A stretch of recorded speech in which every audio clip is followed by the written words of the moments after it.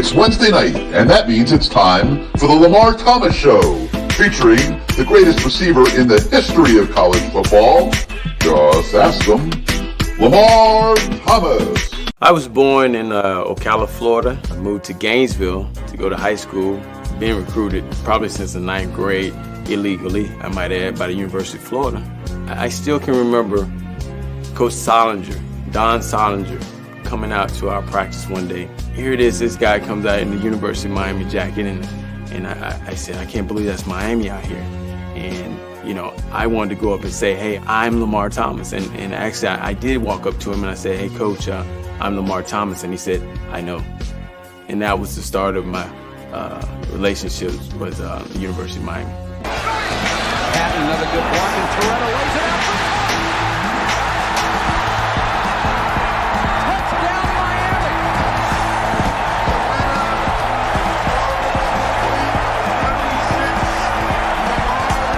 You come down here, you'll be on TV every weekend, dominating. I thought about it. I said, man, where do I sign?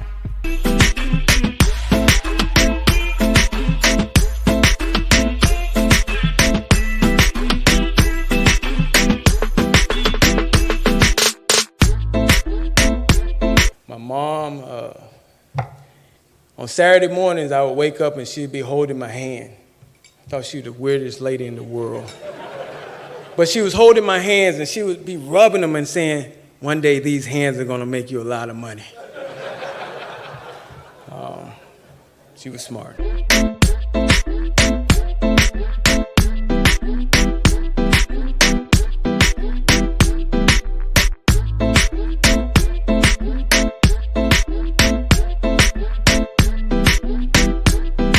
So now, here he is, the great one, along with co-host Gary Ferman of CaneSport.com, Lamar Thomas.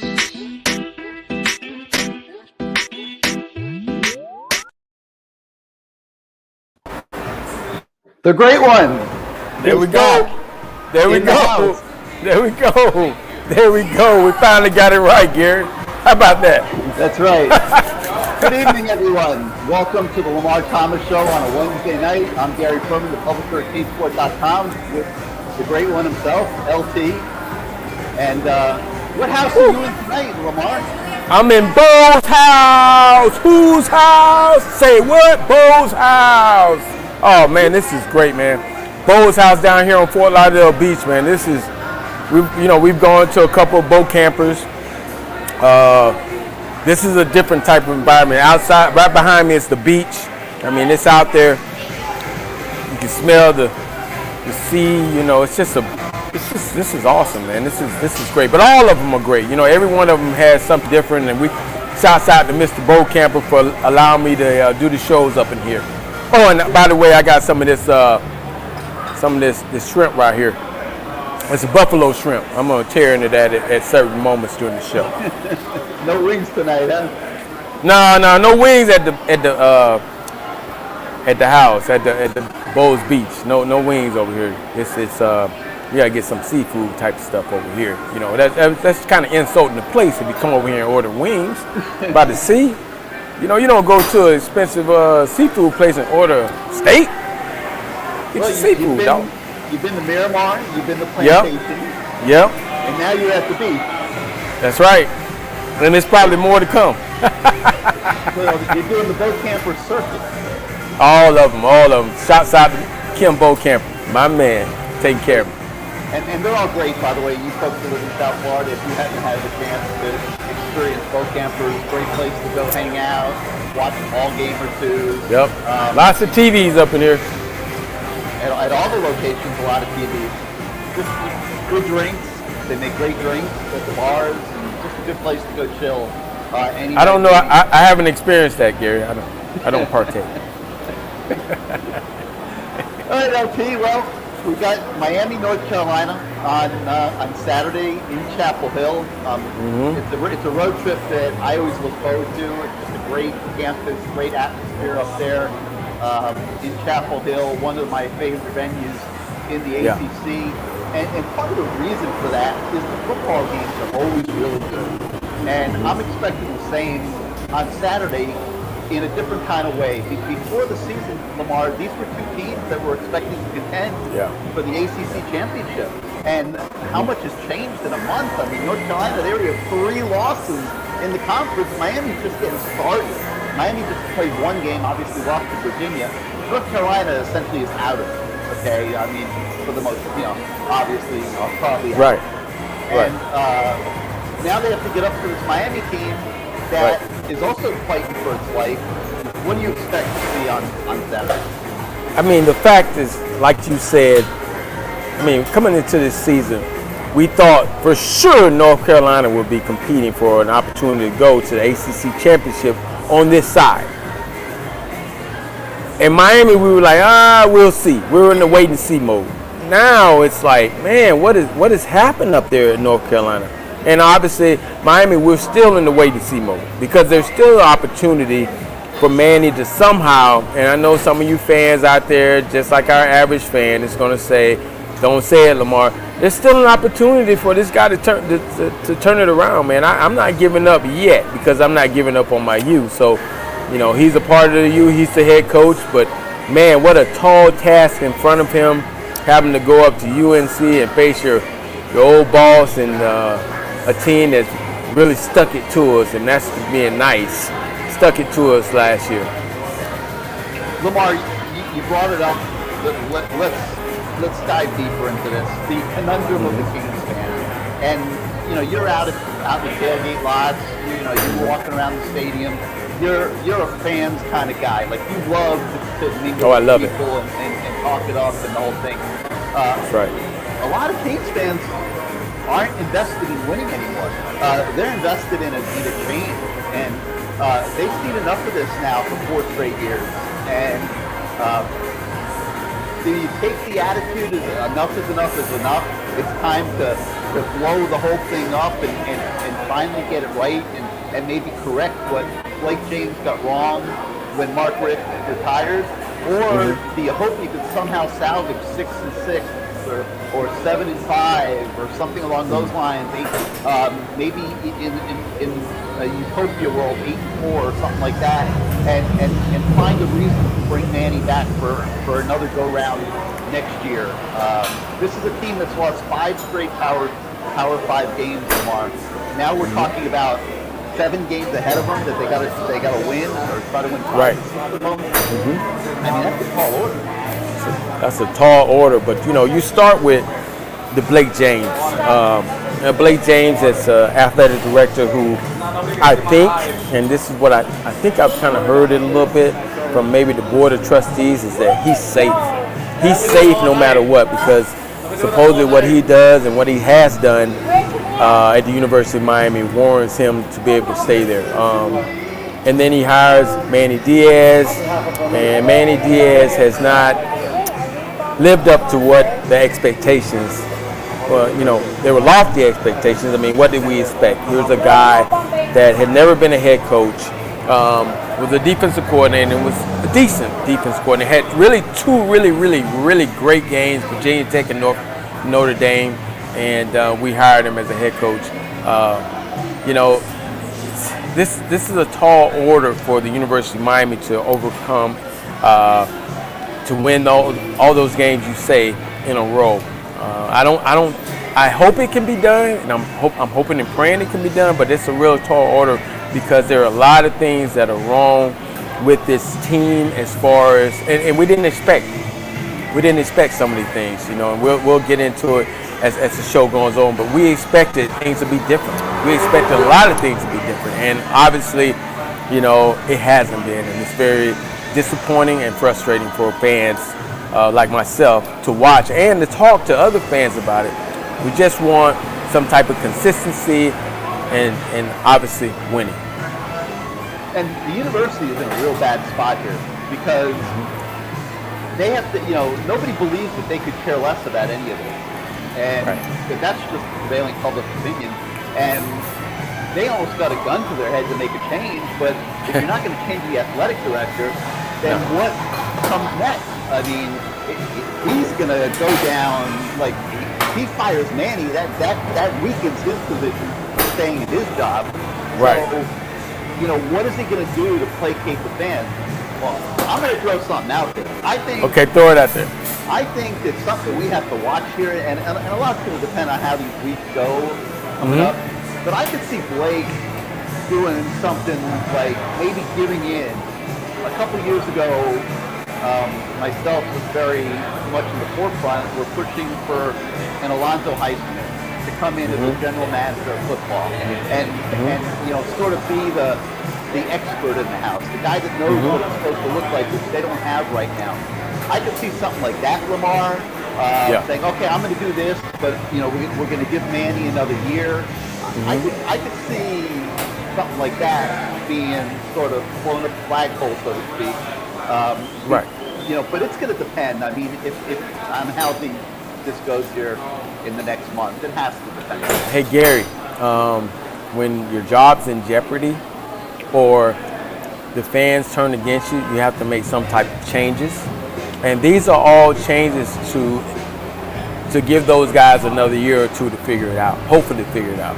If you do something like that, again, if you hire a guy like Highsmith, you hired the Ed Reed after a disappointing season, after we lost FIU. You hired Ed Reed, and everybody's like, oh, okay, all right, man, you get another year. You lost some games that you shouldn't have lost. You lost the Virginia game. You lost, obviously you lost the Alabama game, but you played a close game against App State.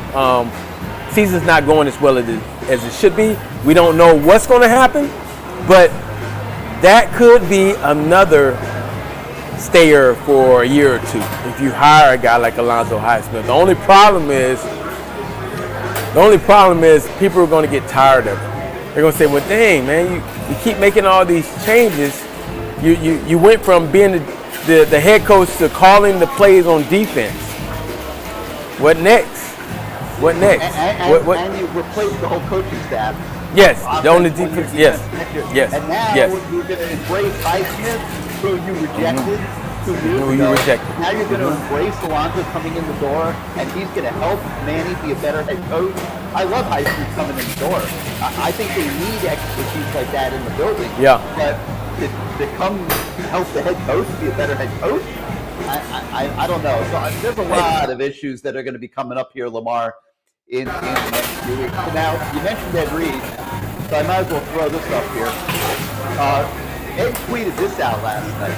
Just so we are clear at this moment, my title is chief, not coach.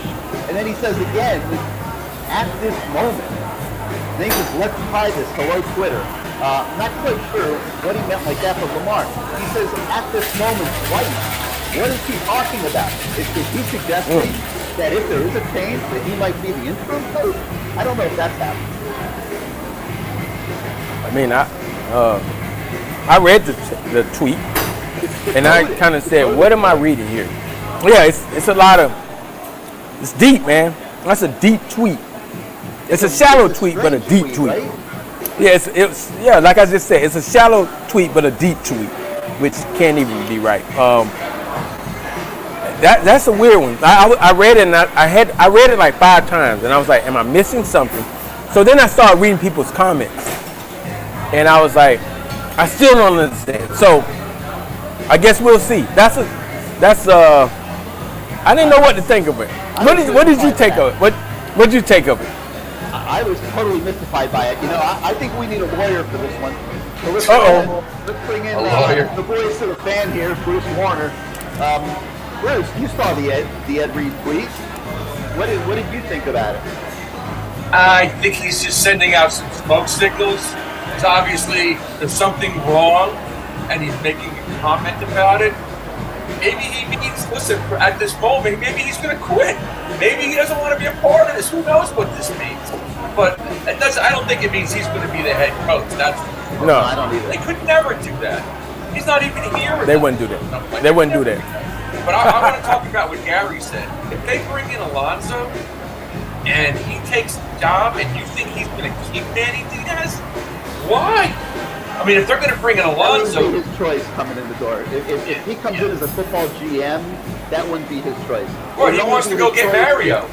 it would only be his choice if Blake were out and Alonzo came in as an athletic director with maybe a couple administrators underneath him to help him run the athletic department. That would kind of be an outside-the-box move that, Lamar, I might embrace that. I might be able to embrace that. I've heard Highsmith, and he just has a mindset and a mentality that the Hector Sports Centers could really use. It's intensity, it's passion, it's a sense of urgency that we need to be trying to be great. This is the University of Miami. We're not here to go 6-6 and 7-5. You people that are working here need to pick up your game. And I'm telling you, I called it a country club, Lamar. I mean, it's hard, but I'm telling you, that athletic department is a country club. And they need a freaking shot of some whip ass coming through the building, and a guy that people are going to respect.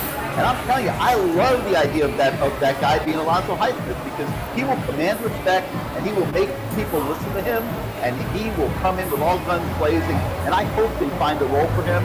I've been on that for 2 years now, and I really hope, Lamar, that something like that finally gets done. Well, I would like him to be in the program in some sort of way. And when I would say some sort of way, I would like him to be in maybe as what I've talked about in the last couple of weeks, having a guy that's in charge of football. Blake, you can be the AD, and if you can't, we get Gino Toretta. I'm just throwing that out there. But anyway, have Alonzo in charge of football.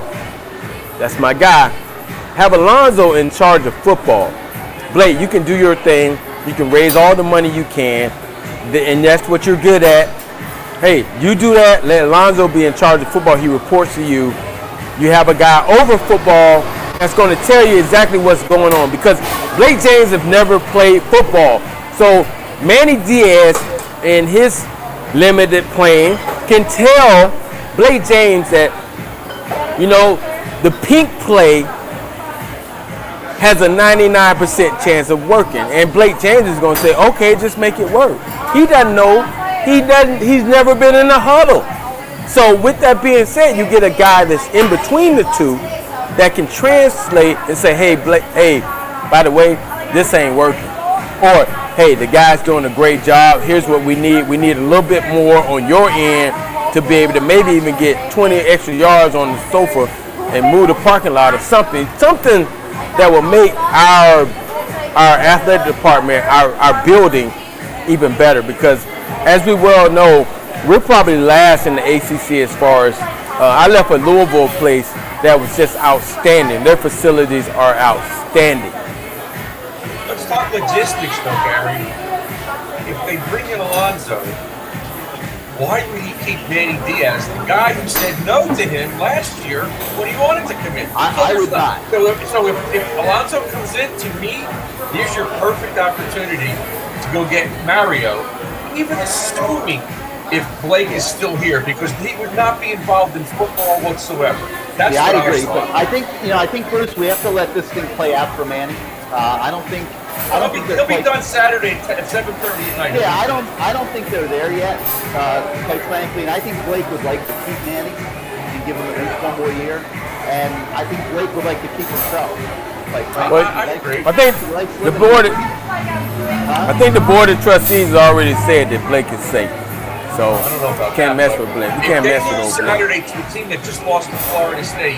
If they lose again to Miami and they get beat by 2 touchdowns or more, I don't see Sundays being a pleasant day for Manny Diaz. I just want the bottom line in this.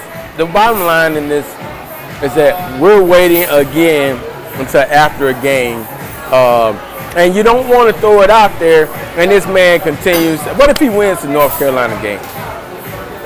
What if we win and convince my wife? Yeah, we lose. He wins it in convincing fashion. How about that? That's even better. Let's say he goes out and we, the University of Miami, we dominate. We got running backs. We got the O-line playing together. We got all these receivers making big plays for touchdowns. We on defense. We actually tackling. I mean, come on, man. What if this happens? They've had 16 days. They've had 16 days. The really, really good coaches, And I'm going to put Manny up there right now until he proves me furthermore. You got 16 days.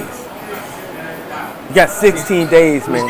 For a team that went up to Florida State and crapped down their leg against a very, very loose Florida State team who they should have known had nothing to lose. They're already shitty. But that was a home game for North Carolina. So if we go up there this Saturday and play North Carolina and lose, that means Florida State's better than us, which they might be better than us. They're getting better. You can't say Florida State is better than us, man. That just I said they might be. That makes my stomach hurt. Okay, well, guess what?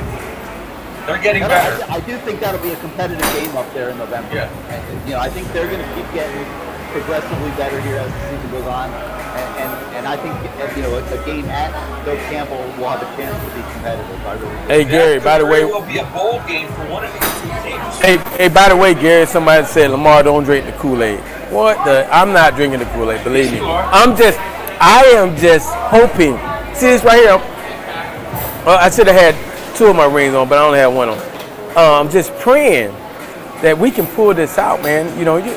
Come on, man. We got to be able to. I can't give up on my guys, man. Man, they are killing me right now. Yeah, well, I got to tell you, in the meantime, we got 100 and something comments here. I got to show the fans a little love here. Is it true that T-Rob is out and coming in? No. That is absolutely not true. No way. No.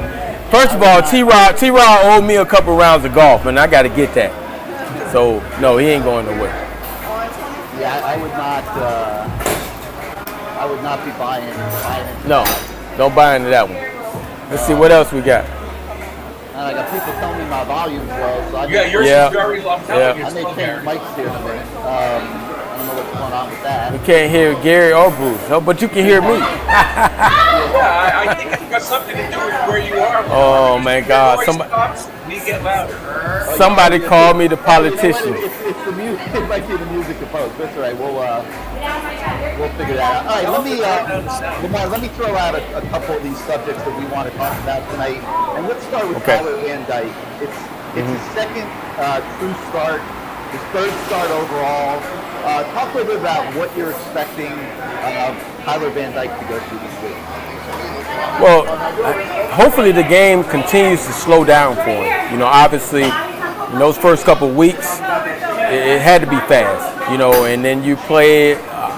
You got confused because you play a Central Connecticut State team, and you think you're better than you are, and then all of a sudden Virginia comes in. And they're throwing brackets at your tight ends. They're blitzing you from everywhere.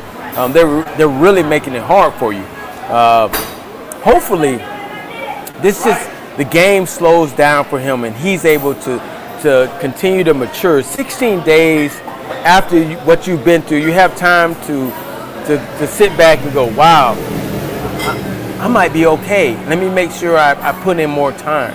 During those off weeks when you're young, you sit there and you kind of reflect on everything that's going on. You're like, man, I might be able to do this. And I'm sure in his mind, he's saying to himself, you know what? It's not moving that fast. The week is not moving fast anymore. You had those 2 weeks to say, okay, I can do this. And that's what we're hoping and praying, because if he can put it together and this team can put it together, Manny might be able to save face. I don't know. Somebody said, please mute Lamar. Are you hearing me a little bit now? Yeah, I hear you. All right, so I'm watching the Florida State North Carolina game, and I'm watching that quarterback running around like at will against North Carolina's defense. Right. Now, Rhett Lashley to me has to make a decision. I mean, obviously he's watching that game tape and he's seeing the same thing, and we know that Tyler Van Dyke can run because we saw him do it in the last game against Virginia when he took off up the right sideline. So if you're Rhett Lashley and you're game planning for this game, Lamar, how much quarterback run do you put in knowing that you've already got 2 guys on the injury list with D'Eriq King out for the year, Jake Garcia out until November? How much do you even though it might help you win the game, how much do you run Tyler Van Dyke? I don't know if I run it, man. I can't fathom losing my last good quarterback. You know what I mean? You can't. You gotta call some plays. You gotta change it to an extent where your quarterback, hopefully he's not under duress, pressure by just your drop back game. I mean, obviously you're going to roll him out a couple times, but you don't want him to run. You don't want to take a chance on him being hurt, because if he gets hurt, oh my goodness, we're definitely in trouble. And so I would think when you're calling plays, you got to say, Red has to say, okay, how can we keep him the safest we can keep him? We're still trying to be explosive. Get rid of the ball. But always remember this. When you say get rid of the ball, the other team knows that too. Okay.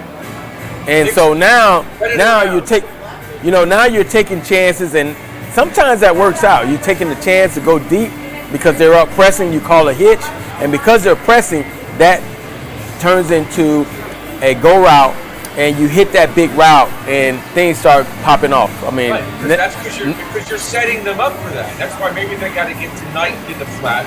He played last week. I don't remember him catching maybe one ball. They got to get him in the flat. They got to get maybe some cross speeds, maybe a wheel route. He may be able to take a linebacker up the sidelines. But I think he's going to run if he's under pressure.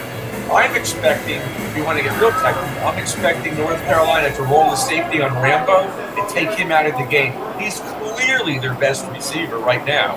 And I dare Mallory to beat you. And maybe Harley who's dropped a few balls. But I would roll safety on Rambo and take him out and then see what happens. I'm just talking from the North Carolina side. That's what I would. Because he's really good.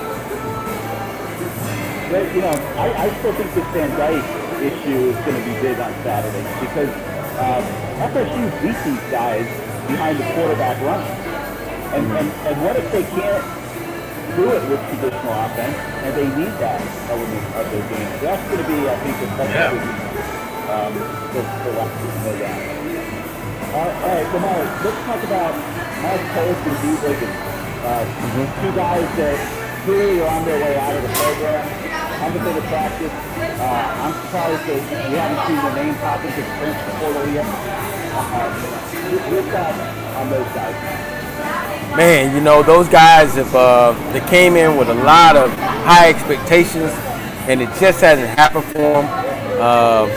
And maybe they've popped themselves into that black hole. There's over 2,000 players in that thing, the transfer portal. But if they haven't been around, or they haven't, something's going on. I mean, obviously, they kind of can feel, and they kind of know that maybe the team is moving on without them. I mean, you gotta feel that, and you gotta know that. I mean, these guys were playing a lot the last couple years, whether we wanted them in there or we didn't. They were still in there, and they made plays, but they also had some awful opportunities that they let go by.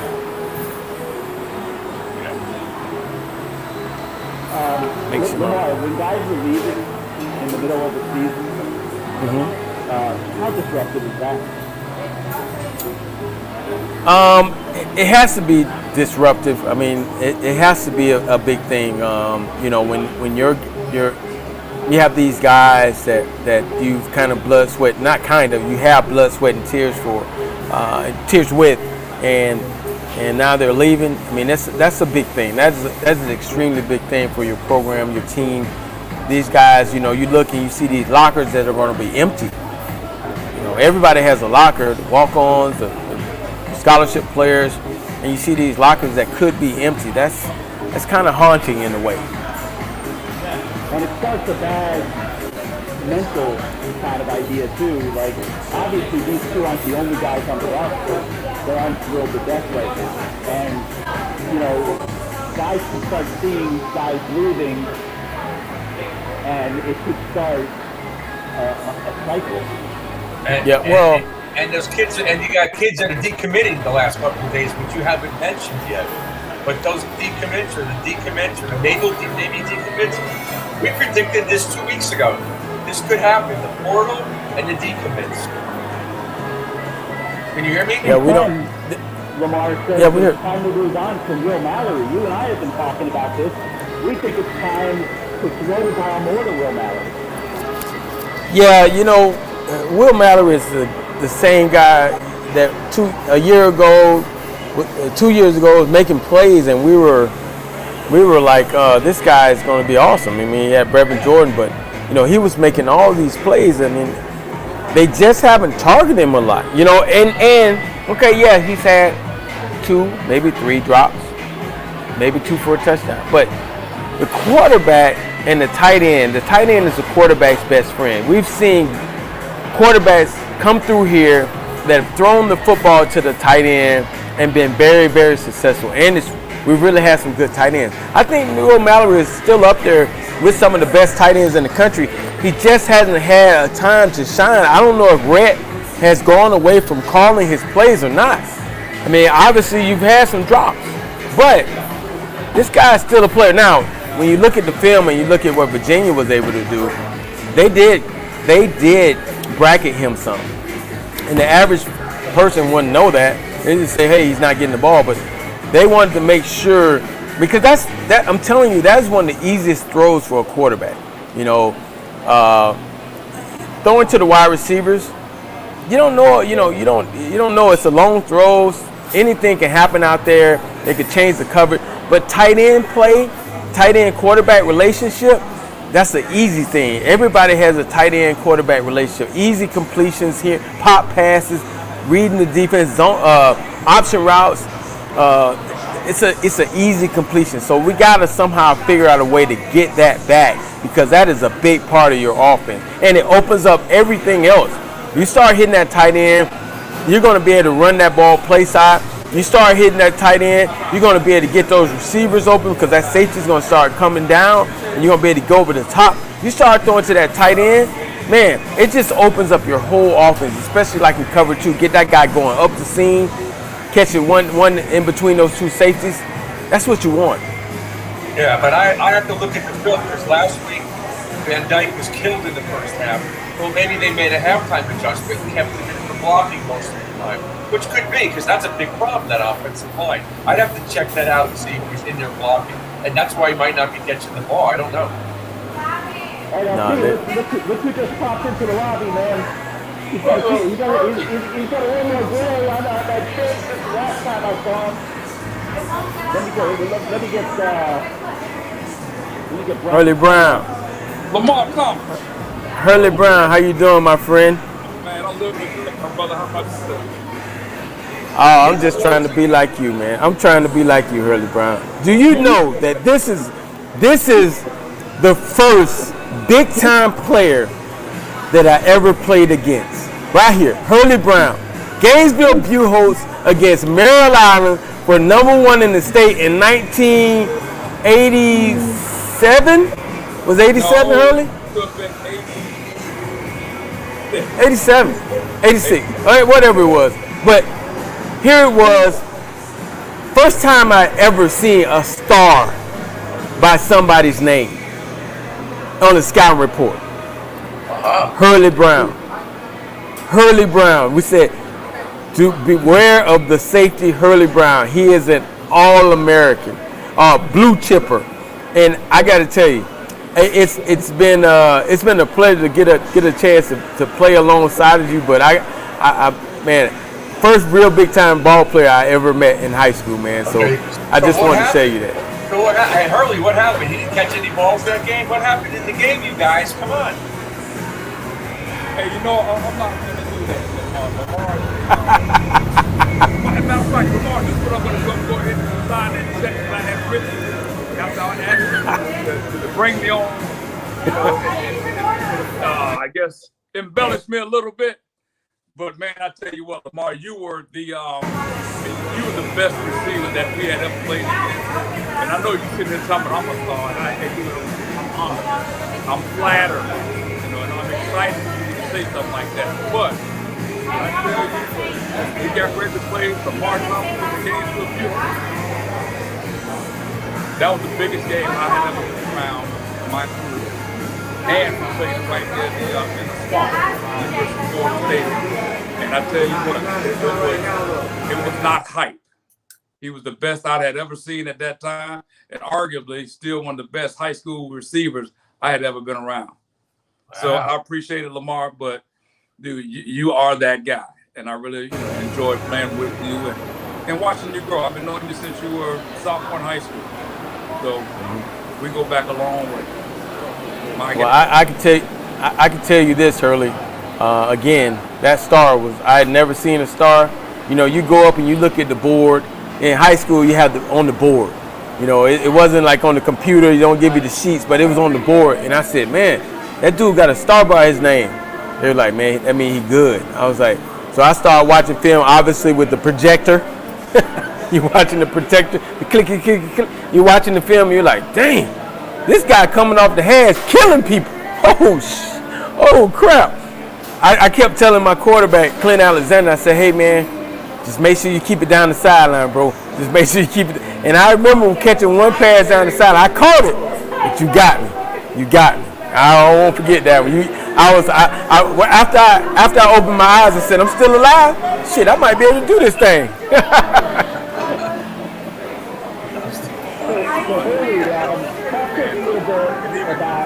When you came to the University of Miami, man, it was a dream come true for me because here it is. I got a guy that I know, I trust. I love watching him play. And I just thought you were going to be I knew you was going to be a star way back then. So, you know, the pleasure's all mine. Trust me, my brother. And you've done extremely well. So proud of you. Hey, Hurley, tell us a little bit about what's going on with you up at Merritt. I know, right?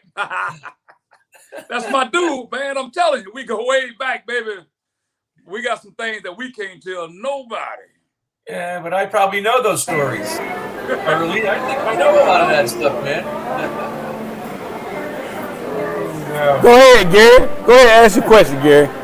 My lips are sealed. Tell us a little bit about what you're doing up at Merritt Island. Say that again, Gary. I don't have a good He said, what are you doing? Tell us a little bit about what you're doing up at Merritt Island. Well, I'm the head football coach at Merritt Island High School, my old school.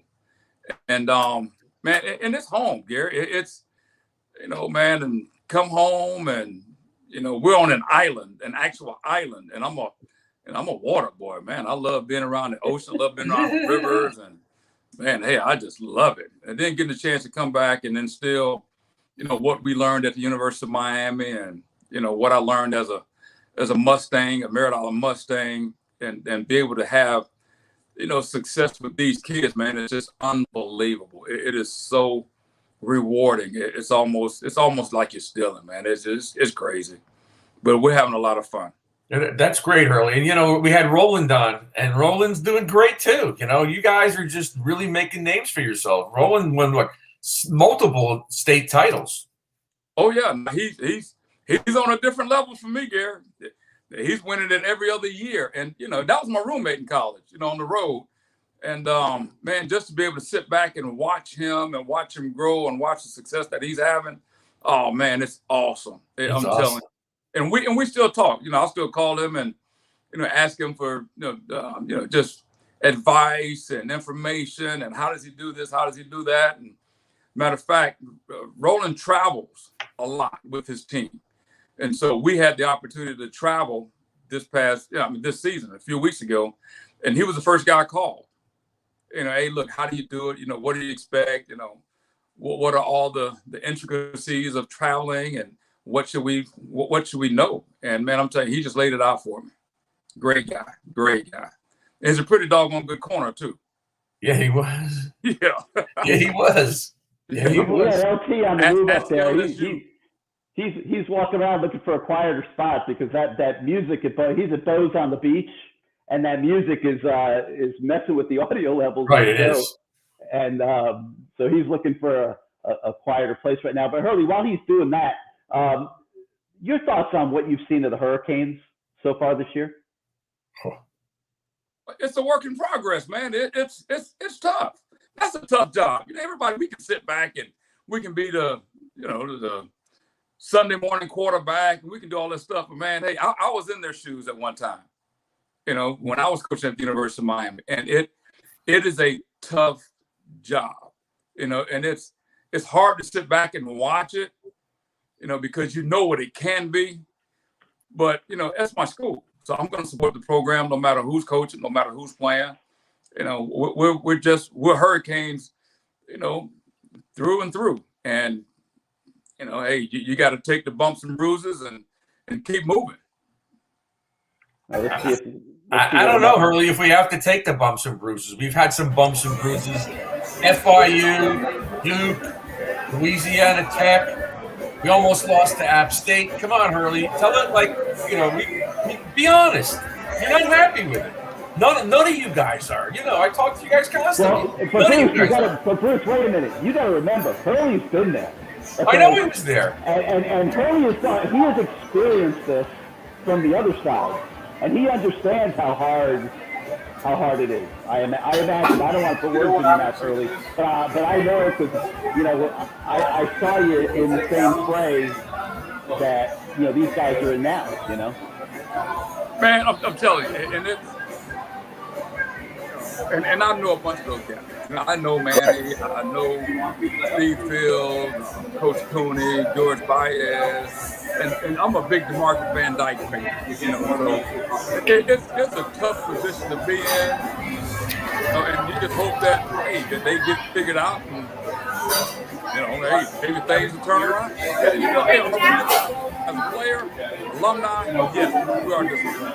But when you've been there and you've done that, you also understand that, hey, look, man, it's not as easy as everybody thinks it is.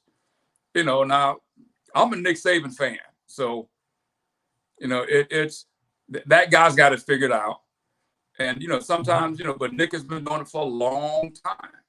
So if you go back and you look at the early stages of his career, Nick wasn't winning like this. So that's why you don't hire an inexperienced coach, Hurley. And then he swore up and down they weren't going to do it after Randy, and they did. So, to just play devil's advocate here, you got to remember, he's been on the other side. I understand. So his opinion's not going to be the same as your opinion as the voice of the fans. He understands, he lived it, and he understands what a difficult job Miami is. And, to me, it's like, you got to get and I've been using the word killer, assassins. I've been using a lot of different words in describing the head coach's office. But, you're not going to get Nick Saban. But, man, you better get somebody running the program that, carries a big stick that can put it all together, because this is one of the hardest jobs in the country, All right, hardest job, but it doesn't necessarily mean that everything over there has to be like Disney World. It just seems to be, it's like all hell breaks loose all the time. They're not structured. They don't come out quick. They have not corrected mistakes that they made last year. We talked with Greg Mark about sealing the edge. They still can't do it. They had trouble against Virginia. So, I'm looking at it like that. I'm the voice of the fan, Hurley, so I'm not looking at it in your point of view. But, hey, I've seen enough. Listen, I've seen enough. I think he may get blown out Saturday. And if I was the BOT, goodbye. And try to get Alonzo in here and start to right this ship once and for all, rather than wait another month. I think we got you in a better place. You're on the beach. Yeah, I'm halfway hanging off the rail right now. You see cars passing by. Oh, can I see the cars passing by? I see them. I hope it sounds a little bit better. Hey, Hurley, by the way, man, I've been listening to the whole conversation. Everybody wants to talk about this whole Manny Diaz and all this, the future, the program. I got to interject a little bit. I want to talk about what was it like to be a big-time recruit in college, coming to college at that time. I mean, like, obviously, we didn't have 5 stars back then, but I would have bet my money on it that you would have been considered a 5-star when you came out of high school. What was that like back then, and how has it might have changed over the years from what you've seen out of college athletics? Well, it's changed tremendously. And one of the biggest changes, back then, even though, we were recruited heavily, we still felt that we had something to prove, and we we were grateful that we had the opportunity to go to college. Right. And even sitting down in front of Jimmy Johnson, when Jimmy told me, he was like, or I shouldn't even call him Jimmy, but Coach Johnson told me, hey, look, we're going to give you an opportunity to come to the University of Miami and play college football. We're going to offer you a scholarship. But what you going to do? You know, either you're going to join us and we're going to win some championships, or you're going to go somewhere else and we're going to beat you. So what do you want to do? And it was almost like it was an ultimatum saying, hey, look, either you're going to take it now or it's no longer going to be here. And I'm sitting there looking at my mom like, Mama, this is where I want to go. Now, mind you, I had already committed to the University of Florida. You know, where I'm from, you know, this is Gator country. And a bunch of the guys that I grew up with, actually, two of my teammates ended up signing with the University of Florida that same year, Jerry Odom and Cal Dixon. And we were all going to the University of Florida together. But my best friend at that particular time, and still, you know, my brother, Bubba McDowell, was at the University of Miami. So I had a chance to go and watch Miami, and I just fell in love with the camaraderie of the team, the way that they played, how they carried themselves. And you're sitting there telling me, hey, look, you're going to give me an opportunity to be a part of this. You know, it was night and day between both of the programs. And I just couldn't pass that up. So I sat and I looked at my mom, and she was like, okay, Hurley Jr., what you going to do? Mom, I'm coming. And I was grateful for the opportunity. I wasn't going in saying, hey, look, you know, y'all want me, I don't want y'all. You know, and that's, you know, some of these kids nowadays, it's almost as if, hey, look, you know, I'm doing you a favor if I come to your school. I'm saying, hey, look, you're taking me out of my current situation.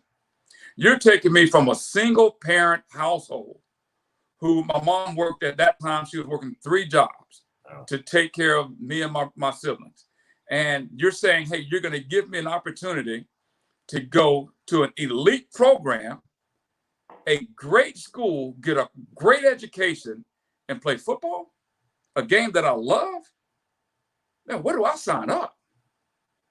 You know, hey, I had Florida, I had Auburn, I had all these other schools, but I'm sitting there saying, hey, look, wherever I go, I'm truly grateful for the opportunity to go to college. Unfortunately, nowadays, you get guys that are sitting back there looking at you like, hey, look, man, hey, bro, what y'all want to do? You know, it's on you. You got to give me this, whatever. And you know, they can walk away from those opportunities. And it's just, to me, you know, the entitlement now, social media, wanting all these offers, and it's just so different, Lamar. And it's heartbreaking, but as a head coach, I take these opportunities to try and teach my kids, the kids that play for me, how to be grateful and thankful for any opportunity that you get, because not everybody's getting these opportunities. Mm-hmm. Yeah, and of course, back then, Jimmy could get away with that because they were winning. They had all these star players there. Now, if Jimmy was the coach, if he was named the coach Sunday, I don't think he could do that anymore because these kids are the same. It's all social media, and they're all making the same statements. I'm taking my talents to the University of Miami for the next 3 or 4 years. They're halfway out the door. They haven't even signed anything yet. It's just the whole world is different. But you're right, Hurley. And a lot of your teammates were told the same speech by Jimmy. If you don't sign now, don't bother coming back, because they've told us, and it's true. You guys probably said, man, I can't blow this. This is where I want to be. But you had already committed to Florida, you said. Yeah, I commit. And let me tell you something, though. But me committing to Florida, first of all, I was getting recruited by a guy by the name of Larry Kirksey. And Lamar, you remember Coach Kirksey. Coach Kirksey was one of the greatest guys that ever been around. Okay, and just, you know, he was genuine. You know, and don't get me wrong, I'm not saying Coach Solinger wasn't. Coach Solinger is still my guy. Coach Solinger saved my life. So, but Kirksey at that particular time, he was always around. Mm-hmm. He would come to my basketball games, and you know, the funny part about it, Coach Solinger wouldn't call every week. Coach Kirksey would call every week. We'd talk. He'd come to games. He'd come to my house. We'd visit. So I fell in love with Larry Kirksey. Okay. And then one day I get a phone call from Coach Solinger. They get ready to go play for the national championship. And Coach Sol is telling me, say, hey, look, Hurley, I'm not going to be calling you every day. I'm not going to be calling you every week, and we're not going to talk all the time because we're down here trying to win national championship. And I respected that. And again, to give me the opportunity to come to the University of Miami and play with, Bubba McDowell, who's like a brother to me, that was worth his weight in gold. It was, 3 hours away from the house. My mom could come watch me play every home game. And she did. She watched me. She came to every home game that I ever played at the University of Miami. And we played in the Orange Bowl a few times, so she got a chance to watch us play in a couple of national championship games. And that's what it was all about. It was all about, hey, look, being close enough to home in a quality program that my mom and my family could have this same college experience with me while I'm here. So my decision it was easy to me. It was either the University of Florida, which is 2.5 hours away, or the University of Miami, which is 3 hours away. And since now Don Solon just telling me this is the reason why he hadn't been calling, hey, let's go. It's a done deal. Let's go to work. And it was the greatest decision of my life. The greatest decision I've ever made in my life. I got into some trouble coming out of high school, and I honestly do believe in my heart, had I made the other decision, I don't think it would have worked out the way that it did. Don Solinger, Jimmy Johnson, that staff saved my life. Wow. Awesome. That's powerful right there, brother. Yeah, that is powerful. Lamar, you haven't been this quiet in your entire life. I never believed I would ever see you mute yourself. Hey, man. Hey, we got audio problems, but when the guy like Hurley talks, man, a guy that, again, I respected coming out of high school, and I respected his program, the Merritt Island Mustangs, with Coach Oldham. Had his son playing middle linebacker, who him and I had a little thing going. Yeah, don't bring that up, Hurley. My teammate, Darryl Spencer, Derek Brown, some really, really good players to come out of Merritt Island. What a program. And now to see Hurley and to get to follow him in his coaching journey too, because Hurley's one of the guys I leaned on for information and just things about coaching, because he had been in it. I had gotten in it. Yeah, I think I was still coaching in high school, and I kind of leaned on him. I called him a lot, asked him questions about coaching. So, this guy has been through it. He knows a lot about it from a college standpoint, from a high school standpoint. He really is a very genuine person. And then to have to go to Miami and be the high school type relations guy, high school relations. Am I right, Hurley? Was that your position? Okay. Yep. Now you got to see a whole different side of him, because he was his personality got to shine then, because you're dealing with a lot of different. These high school coaches are even worse than the players. You're dealing with a lot of different personalities, dog, because they want to be stroked just as bad as them players, man. They want to be stroked. They want you to come in and talk football with them. I've been a high school coach. And Hurley's that type of guy. He come in, every coach that I've ever talked to in a high school setting that knew Hurley Brown, they've all said very, very positive things about Hurley. One of my favorites. I mean, I've been at the U for 40 years, and Hurley, without question, is one of my favorite coaches that's ever coached at Miami. And the one thing I'll say about him, it didn't matter if you were winning, losing, had the biggest disappointment of your life on Saturday. On Monday, Hurley always had a smile on his face, and he had a way of bouncing back. I don't know how he did it, but he did it. Well, first of all, it was a dream come true for me. It was a dream job, and it just, and I'll be honest with you, man. After getting the job, and Al Golden he's still one of my favorite people. So one of my favorite coaches, Mark D'Onofrio. People can say whatever they want to say about those guys. Man, let me tell you something. If you don't know those guys, if you're not in the trenches with them, you don't know them. And I was in the trenches with those guys, and I know how hard they work, and I know we're just about to turn the corner. And it's so unfortunate, that Al was released at the time that he was, because I'm telling you, had we stayed, man, we would have been real close to getting it back to where I believe it could have been and should have been.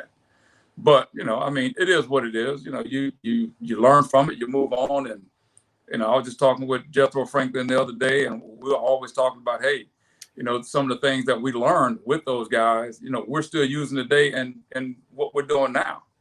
You know, and yeah, I'm always using majority of the stuff that I was taught by Coach Mark D'Onofrio. I mean, I just think he's one of the best defensive coordinators in the game. So, Really? you know, like I said, it was a dream come true, man. My first day of work, you know, if that's what you want to call it, you know, we go out on the field, and I literally had tears in my eyes. And I'm not ashamed to say it. You know, it's the University of Miami. It's one of the greatest football programs in college football history. So who would not want to, you know, but just love the opportunity to go back and coach at your school, you know, at that place. It's an unbelievable place. So, you know, I'm biased, so it's not fair for me to sit here and try and bash anybody and stuff like that, because I just see it from a different perspective. And it's a tough job. The one thing Al Golden used to always say, it takes extreme consistency to be successful in that job. And Gary, you and Bruce have been around the program for a long time. Now, when we were having that success, it was all about the people. The people.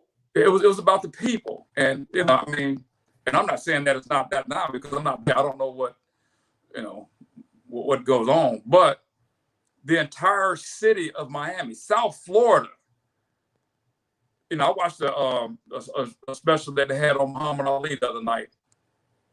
And Muhammad Ali, one of the things that he said that really resonated with me was, when he won, everybody won, because the people identified with Muhammad Ali. And so all of those people that out there that had dreams, and, you know, the hardworking, you know, the impoverished people, they identified with Muhammad Ali. He was so personable, and they felt like he was them, or they were him. That's what the University of Miami was. So when we won, everybody won. Everybody. And that's what we've lost. You know, Miami, the city of Miami has become one of the greatest vacation destinations in the world. So there's very few people that are really from Miami that live in Miami. So when you start talking about, hey, man, you know, the Miami fans, where are they? Lamar, you know how it was. I mean, you're still a star. And you go somewhere now, you go to a restaurant, you go to a bar, or whatever the case may be, people know and they still love Lamar Thomas. Do the people do that now with those guys, with those players? You know, are those, and one of the reasons that you know, we had so much success, because that was one of the things that drove us. You know, being able to go to a restaurant, everybody saying, hey, man, that's Lamar Thomas. Lamar, can I get your autograph?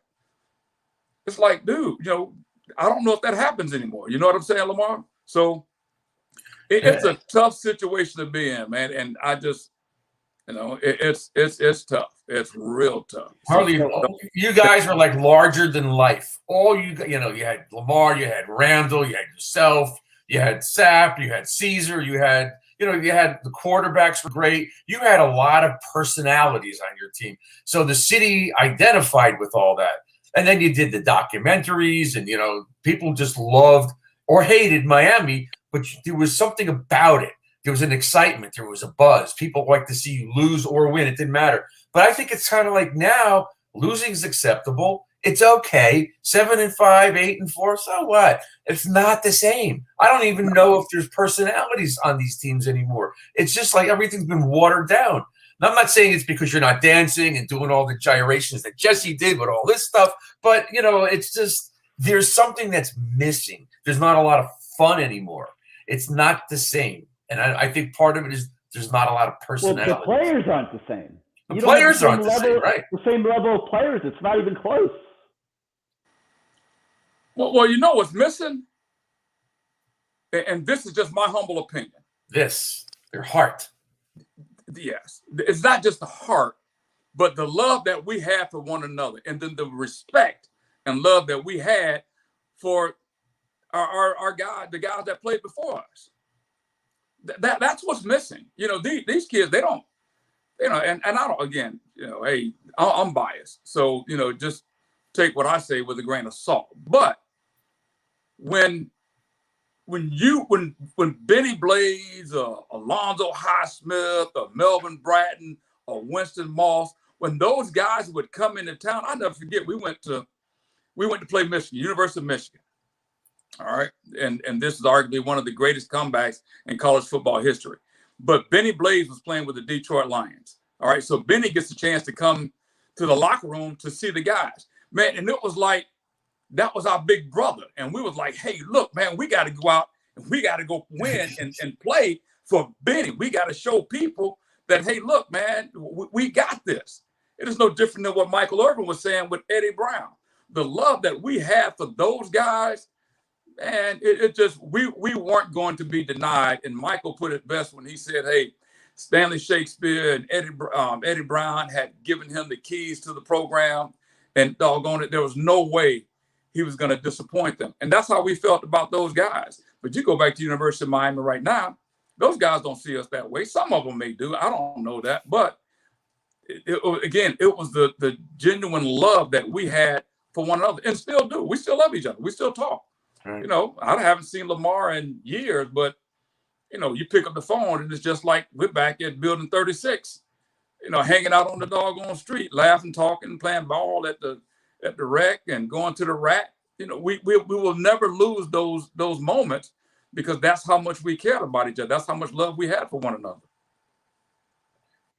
Hurley, I got a question for you, man. Before we get you up out of here,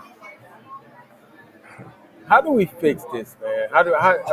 Everything you just said. How can we fix it, bro? How can we get it to some type of relevancy where we're not a laughing stock? We're winning the games we're supposed to win, and we're not losing the games. You know, we're not losing to teams that we shouldn't lose to. How do we get it back? Give me one thing. I don't care if it's recruiting. Just give me something that a nugget that I can take with me. We got to win the city back, Lamar. We got to win the city back. We got to get the city back involved in Miami football. We got to go out there and show them that, hey, this is where you want to be.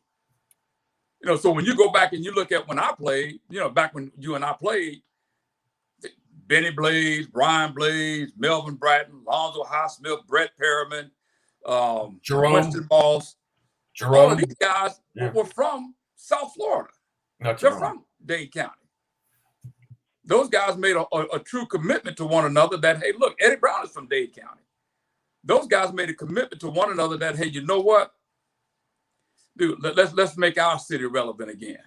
Let's stay here right at home and be successful. We got all the best players. And until that happens, you know, you can't let, even when I was there, Lamar, for Miami to be, not Miami, for Alabama to come in and take Amari Cooper right out from underneath us, man, that's crazy. That's crazy. And as a matter of fact, Devontae Freeman. So Devontae Freeman, and I'll never forget, and your next guest coming on is you know, our boy, Uncle Luke.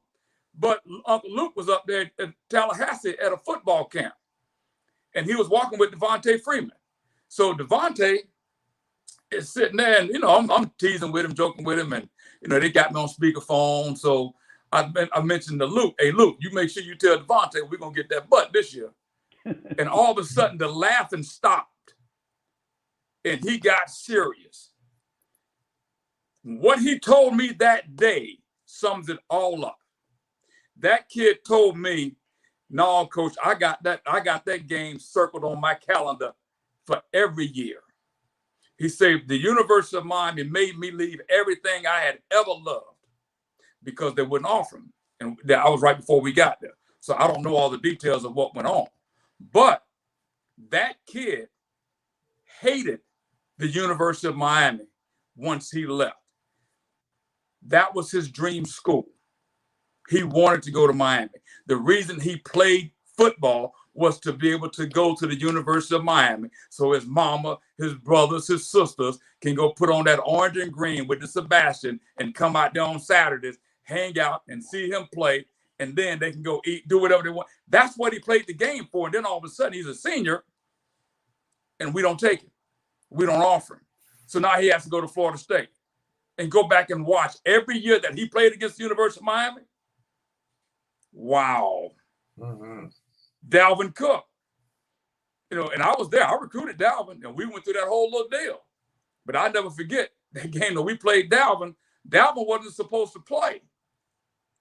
Dalvin told a friend of ours, a mutual friend, there's no way I'm going to allow Joe Yerby, who was his high school teammate, come to Tallahassee, primetime game, and be the only running back out there. And he lit us up. He lit us up. He lit More us than up. once. And in the stories, I can tell you a million stories just like that, of guys that we should have taken, of guys that we should have signed or could have signed, and we didn't, and guys that were upset that we didn't, and they circled that game, said, I'm going to show the University of Miami how they screwed up. Hey, Hurley. In fact, I was with FIU when we had that big fight. Lamar, you remember that? Yeah, he remembers it. What fight? Of course I remember, Hurley. Of course I remember. No fight. Hey, but that same mentality is what got us into that brawl. Those guys wanted to come out and show the University of Miami, y'all screwed up by not taking me. I'm over here at FIU, and I could have been playing for y'all. So we're going to show you. So, and no matter, it's no different than when we played. So, and again, until we can convince that those guys that this is the place to be and make it attractive for those guys, man, it's going to be tough. It's going to be real tough. So they got a little bit of a pass last year, Hurley, with COVID. And a couple of the better local kids stayed home. And it broke a cycle that's been going on for many years. Now it looks like that cycle's coming back in the other direction. It looks like all the top local players are leaving in this cycle. And that's a disaster for Manny Diaz. So I agree with you about winning the city back and keeping these guys home. It's easy to agree with you. The question is, how do they get there? And as harsh as it is, and I hate to say it, I don't know that they can get there without a major reset, like just a nuclear reboot. You got to get like an Alonzo Highsmith in the building. You got to get a Mario Cristobal in the building. It's about the people, like you said. And to me, you better get some people in the building that can reverse that cycle and can get it back to the way it needs to be. And until they do that, and they keep finding excuses and spin and PR moves and firing coaches, we fire more coaches at Miami. I mean, we've had a head coach now for 2 years. He's remade the entire coaching staff. I mean, it's just like a revolving door. To me, they got to get the people in the building that can execute what you're talking about. Alonzo Highsmith is one of the pioneers to the University of Miami. That guy, and remember, when we're talking about heart, commitment, dedication, I never forget when Alonzo was working out for the NFL scouts. He had his own pro day. So Alonzo goes out and he has this 3-hour workout. All right. He's done. He's in the locker room. His wife had bought him his lunch. He's sitting there eating his meal. He's already taken a shower. All right. But anyway, so he's sitting there getting ready to eat his food. And the scout from the Houston Oilers comes in. He had missed his flight. All right. Or his flight got delayed, whatever the case may be. He was late and didn't get a chance to go watch Alonzo train or work out. He walks in and he's pleading with Alonzo. Alonzo, man, you're the only guy I want to come down here and see. I got to get a workout. Could you at least just come out and run a 40 for me? Alonzo quietly closed his lunch, got up, put his clothes back on, and went back out and did another 3-hour workout. Wow. And ultimately, he's the third pick of the draft. Yes, by them. Yeah, so, but that's what the University of Miami was. Michael Irvin would go work out 11, 12 o'clock at night, go run the stadium, and then go out there and run routes. And we're talking, 2, 3 o'clock in the morning. This guy's just showing up at the club, and everybody's trying to figure out where has he been, what he's been doing. He's been working out. He's been training. He's been running the stadium or the stairs in the dorms with a 40-pound weight vest on. And it's like, that's what the University of Miami was. And until Sean Taylor. Man, Sean Taylor's dad used to drive him down the street 6-7 miles and drop him off, tell him to get home the best way he could, and he'd run home. So when he was with the Redskins, I'll never forget the story that Clinton Portis talked about. He leaves his car at the facility and runs home. He's in the pros. He's already a millionaire. So back then, it wasn't about getting to the National Football League. And Lamar can tell you this, hey, we're going to get there. But not only do we want to get there, we want to kick the door in once we get there. We don't want to just be on the team. We want to be the best players in the National Football League. And that was the mentality. And that's how they worked.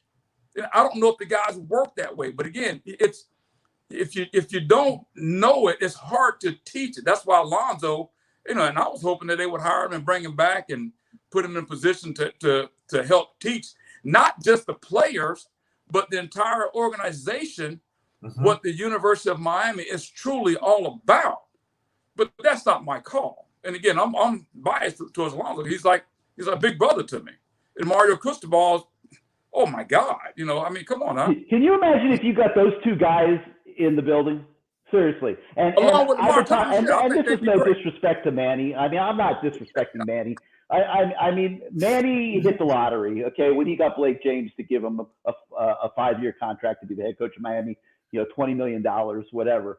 I mean, so Manny's fine no matter what. But can you imagine what this place would look like if you got just those two guys in the building running things and then filled it in underneath them with a great staff? Within 3 years, Miami would be back competing for championships again. There's no doubt in my mind. This is a joke what's been going on. It's unfortunate, but man, let's not. Again, I've been there, and it's tough. And as like I said, that Monday morning quarterback, that Sunday morning quarterback, man, we can pick everybody apart. I mean, we can go across the country and just pick some of these, these schools apart. But it's not fair to those guys. Those guys have families. They got, and hey, extreme consistency. Like you said, hey, we've had how many different coaches over the last 10 years? Let's go 15 years.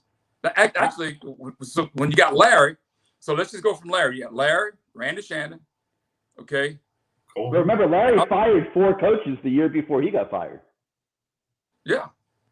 Oh, yeah. And then Randy, Randy had a different coordinator every year, the 3-4 years he was there.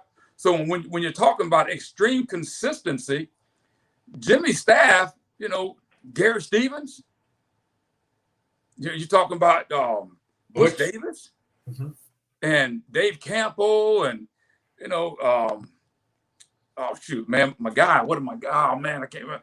Dave Wanstead. I mean, these guys, they were together for a while. And it takes that. It takes. They all went to be head coaches. Exactly. But they all went to be head coaches because they learned from the best to ever do it.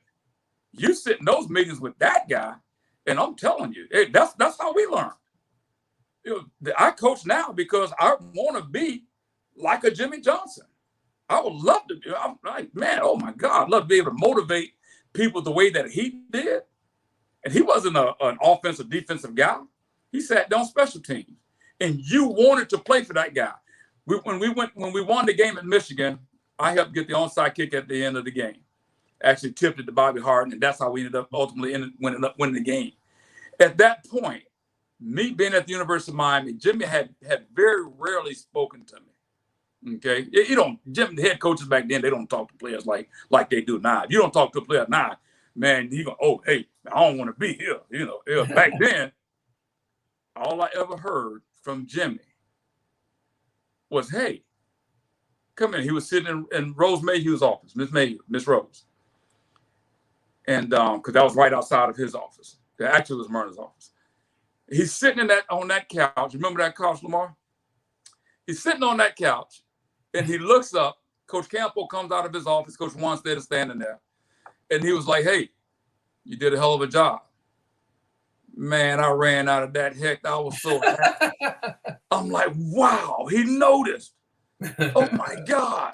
I called my mama. Mama, Coach Johnson said I did a hell of a job. Hey, that's all I needed. That's what you played for.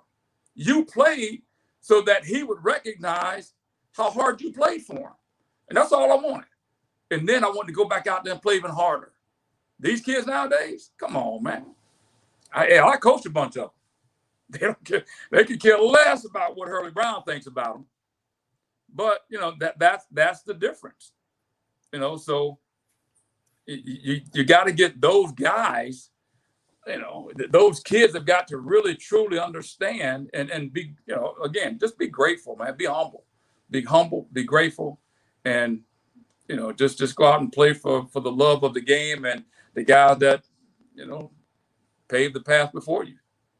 So Lamar, unmute that microphone and get into this, will you? Hey, Hurley. Yeah. Hey, man, that's some good stuff you talking. I'm just reading some of the comments, man. You know, it's just amazing that you felt that way, because I had that same type of feeling when Coach Johnson finally did speak to you. I mean, obviously, you know, it's kind of like back in the day when you're a freshman or sophomore, getting the opportunity to play on varsity. All you want is the high school coach to know, the head coach to know your name. And it was, so I know that feeling. I mean, obviously, Coach Johnson, I was on scout team, and he one day he said to me, you know what? I heard you doing a good job. Man, that meant the world to me, because he had no reason to talk to me. No. You know, yeah, he might not have had a reason to talk to you until that onside kick.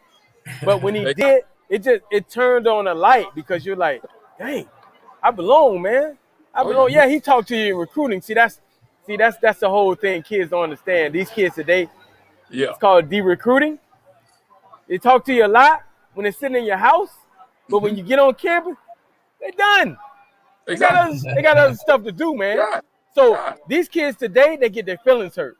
Coach ain't showing me love no more. Nah, bro. That's what you got all your brothers for. Mm-hmm. You get the love from them. And then once you figure it out, the head coach will give you love. Your position coach will give you love. The head coach will get you love. Your guys that you see every day when you walk to the cafeteria, when nobody else is walking to the cafeteria. You're going to get breakfast. You're going to get lunch. You're going to get dinner.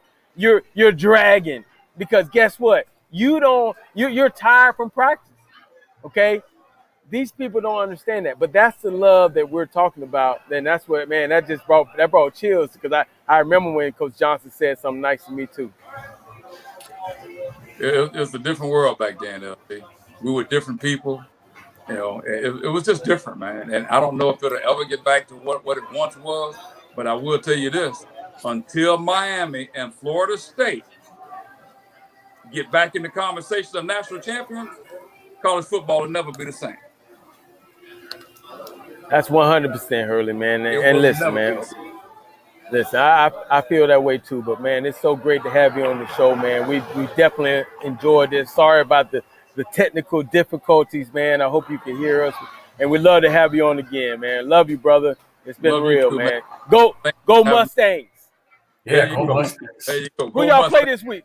Who y'all play this weekend? Bayside. We got Bayside this week, Lamar. I'm hoping we're gonna be okay. You know how it is. You know, it's homecoming, so we got a lot of distractions. So I'm fighting that. But then we got Rockledge next week, and that's a big one. That's a big one, right? That's the big one. So we gotta win this one before we get to that one. But one game at a time. And but it's fun, man. You get a chance, you guys come check us out, man. These kids are playing their butts off, and like I said, I'm loving every minute of it. Thank you so much, Hurley, man. Thank you, man. It's been great, man. Hey, y'all tell us. Hurley. I said hello and thank you for everything. Gary, Bruce, great to see you guys. Great to see you too, my friend. All right. Continued success, my friend. Take care. Thank you. Wow, what a great Lamar, guy. I think we got you in a nice quiet spot now. So finally, man. Should be better, I think. Yeah. You're shook around here, man. I couldn't believe that, man. I messed up the show. No, you know, I think it was all the noise. It was throwing off the audio levels of the system. Right. So that was a I'm sorry. I'm sorry. Well, Lamar likes to be recognized and sit amongst all the people, but you may have to find a quiet spot for now. Man, I'm out here hanging off the edge, bro. I'm in the traffic. Yeah, you're literally almost on the street there. Hey, but hey, look. Hey, they were so worried about me not being in the building, and they know I'm like 1 foot out. They came and asked me for a credit card. They were like, hey, man, this dude might sneak out of here, bro. Hey, RP, so I like that hat you're wearing, you know, promoting the Crowded app. That's right. We'll give Crowded a little shout out here while we're at this. But I want you to check out this one, man. Look at that. Oh, man. That's that Zuba, man. That's that Zuba. That's the old school Zuba stuff. Yes. This is the new Dime Life. The new Dime Life stuff. Look at these shorts. Now, I don't know if you'd wear those. Hey man, my legs too bony for that, man. I still got that's like me and the Bird. It's like me and they got that John T-shirt too. So anyway, what I'm getting at here is I like that one. a whole new. You're seeing here a whole new line of Dime Life merchandise, and I like it. It's all in the building at Lamar's favorite place to shop for Canes gear, and that's All Canes. And Lamar, tell us a little bit about your experience at All Canes. I mean, obviously, you know, me and Harry go way back to kind of the first days on campus. You know, you're looking for some gear, and be able to go down the street. It was all sport at the time. Went down the street, met this guy named Harry. He had a mustache. Nice fella. He's a nice fella. But I tell you what, over the years, man, he's become one of my very, very good friends, and they do a really, really good job. They've always done a good job of keeping you up to date with the latest Canes gear, especially some of the stuff you might see the coaches wear. How about that? Yeah. Some of the gear, the coaches' gear, he makes sure he gets that in there because he wants people, when they see that stuff on the sideline. Remember the shirt I wore in the 30 for 30? That was sold in Harry's. Man, people would come in and say, hey, I want the Lamar Thomas shirt. I want the Lamar Thomas shirt. And it was just, he said, hey, why don't you try this shirt on? And I wore it for that 30 for 30, and it took off. But he's always been up to date with the stuff. So go ahead down there and check him out. Obviously, you know, like I said, it's been a family tradition, Cane fan tradition since 1959. And you can shop online. How about that? At allcanes.com. Allcanes.com. Hey, and you go in there, say hi to Harry. Did he ever have a 36 jersey or no? It probably was Benny Blades. You know, I think back then there weren't limitations like there are today, where they only pick like one or two numbers now. Like back then, they could have almost everybody's jersey. So I'm sure they did have a Lamar jersey. Well, but it was Russell jerseys. It wasn't Nike. It was Russell. It was that stuff that you wouldn't even want to wear as a fan. The only people that wore that were parents. Nobody wore those freaking jerseys. Not even your girlfriends. So allcanes.com, Canes fan tradition, like Lamar said, since 1959. They're really part of the fabric. We started CaneSport magazine in 1991, Lamar, and all sports back then, they used to take our back cover every issue and put all their new merchandise on CaneSport magazine. So, you know, I go back with those guys all the way back then as well, and it's always been a great place to go and visit. And so go by and see Harry and get yourself the latest Canes gear. I know the team's not winning right now, but it's important that as a fan base, that these institutions of the Canes fans, all Canes, I hope some people have to consider CaneSport in that category. I mean, we're trying to hang in there, guys. It's been a tough 18-year cycle here. We're trying to hang in there for you. But it's important to support the people that have been there for the Canes fans for so many years. So go visit Harry at allcanes.com. All right, Lamar, before we have another guest pop into the lobby here, let's go back to a couple other subjects. So the team has been struggling, and that's not starting to impact recruiting. Traquan Fagan, defensive back out of Alabama, decommitted this week. Chris Graves, another defensive back who I think is the best in the recruiting class, hasn't decommitted yet, but he took a trip up to Gainesville last weekend. He sent out a tweet on Saturday saying, "I'm just going to games." Okay, great. But then on Sunday, he sent out another tweet saying, "I think I'm going to take a few more visits." You've been there as a coach. Talk about Also the as a player. recruiting aspect of this.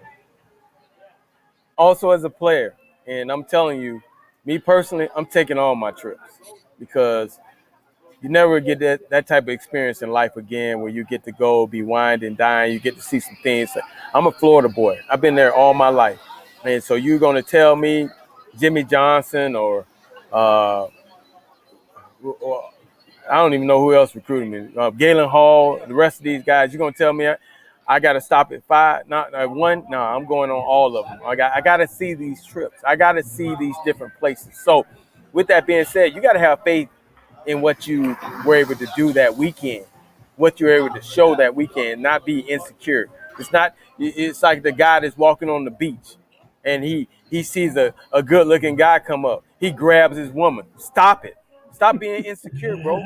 If you're doing what you're doing and you're doing it,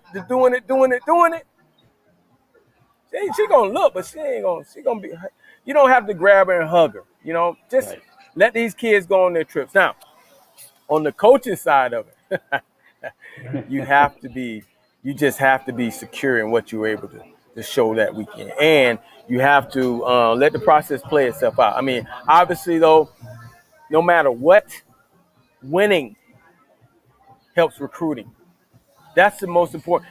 You won't hear a lot of kids decommit when they're winning to no program. When you're winning, people don't decommit. It's when you're losing or if something happens internally inside the program and it comes out. Other than that, kids are staying apart, but winning takes care of it all. So I don't care how many great recruiters you have, just like Miami has some pretty good recruiters on their staff. If you ain't winning, you ain't getting those kids, man, because there are other programs that are saying, hey, we just beat the dog smack out of them. And that's where you want to go? I'm just saying. And it's been happening. But the other thing is, before the season started, Gary and I were talking, and we both agreed, other than the Alabama game and maybe the North Carolina, Miami would be favored in all the games. Now they're 2-3. They're lucky they're not 1-4. And they're going into North Carolina with a team that just lost. I'm sure they had a real rough week of practice. Then NC State, who's good, and Pitt, who's been scoring 40, 50 points a game because Pickett is back and he's playing really well. So, it's going to be hard to win. It's going to be hard to salvage this. So it's not easy. It's not going to be easy. But this is not going to be the end of it, I don't think, unless they win on Saturday, and keep winning. Maybe that'll stem the tide. Hey, Lamar, let me tell you my take on this, okay? Your microphone sounds great. Huh? Your microphone sounds great. It's better now, right? Yeah. No, because we got everything straight. I just switched back to my original mic. All right. Now, listen. You talked about the girl. And, guys, be secure. If you're doing the right thing with the girl, she's going to stay with you. How about if she leaves, okay? Now, you could be doing the right thing as a coach, and she might still leave. And my opinion on that is let her go, man. Yeah, she wasn't meant for you. You're not winning with that girl. You're not winning with that player if they're running away from you. Who are we, Geraldo and Montel Williams now? But go ahead. I'm sorry, Gary. I had to throw that out there. Go ahead. And who are you, Phil Donahue? And Phil Donahue over there, Bruce Rome. Yeah, the old man. My bad. Go ahead, man. I'm telling you, these players that decommit, Lamar, you're not winning with those kids. Mm-hmm. That are running for the exit the first time there's a sign of a little trouble, or you're not winning with those guys anyway. Let them run. Those are the kids that when this stuff hits the fan, they're going to get out of there, man. They're the problems. They're some of the problems in college athletics today. I'm telling you, and the parents, they're the worst. I mean, they're even worse than them because that's where they learn it from. But those are the kids that, you know. I'm going to take exception. I don't agree with that at all. Okay, well, let me explain in one example. I had a kid after the first game of his freshman year because I watched him drop every ball in warm-ups. He got mad and came in the office on Sunday and said he was transferring. I said, haul ass then. And the football ops guy, hey, man, don't talk to him. Like, no, F that, bro. I watch you drop every pass in warm-up. You obviously were not ready for the big show, okay? I can't put you out there. I don't give a damn if your best friend got to play for the other team. We beat them. Who gives a damn? And he was like, man, my dad said, well, you know what? You and your daddy need to haul ass then. I told him that because I'm telling you, that's one of the problems with college athletics today. If you don't be real with these kids, just like I was, he ended up staying because I told him, I said, you can go. I don't give a damn. I don't care. And I didn't kiss his behind like the DFO wanted me to do, so he ended up staying. But that's the problem with these kids, man. You get on them, you tell them what's real. They're caught up in fantasy land. They think it's supposed to be a fantasy land. They come in, they're 5 stars or 4 stars or 3 stars, whatever the hell that means. The guys that's giving them these damn things never even played the game. So if you go into the right school, you'll be a 4-star. What the hell? I've seen guys rise up, go into one school, they were a 2-star, then they get a scholarship, they commit, they rise up to be a 4-star. How's that happen? I don't know. But I'm telling you, man, that's what's wrong with college athletics today. And I didn't mean to go on my tangent, but, man, you struck a nerve when I started talking about these kids today, man. Well, we're going to make a mental note. And right. 3 years from now, we're going to come back to it. And we're going to see what's going on with Traquan Fagans. And I'm telling you, the majority of these kids that do this, that with this decommitment and running for the exits, you lost a couple games, most of them don't turn out to be squat. We gotta let Bruce. Let Bruce. Go ahead, Bruce. But you know what? You're watching this guy coach. Mm-hmm. You're seeing what's going on. You're seeing all the mistakes, all the problems, lack of development, playing so poorly and being not even prepared in these games. They're falling behind. They got blown out last year by North Carolina. These kids aren't stupid, and neither are their parents. So I don't know how you can condemn them for this. They're watching. I mean, the coach can say whatever he wants. He can bullshit all these kids and their parents as much as he wants. They're looking at what's happening on the field. They're watching the product. It's not good. And they're saying, why would I want to go there? I don't think they're punking out. I think they're being realistic. Okay, but why commit in the first place? Because they were excited about it when they did it. Commit, why bother committing? Because you're trying to get one in. You're trying to get one in the box, man.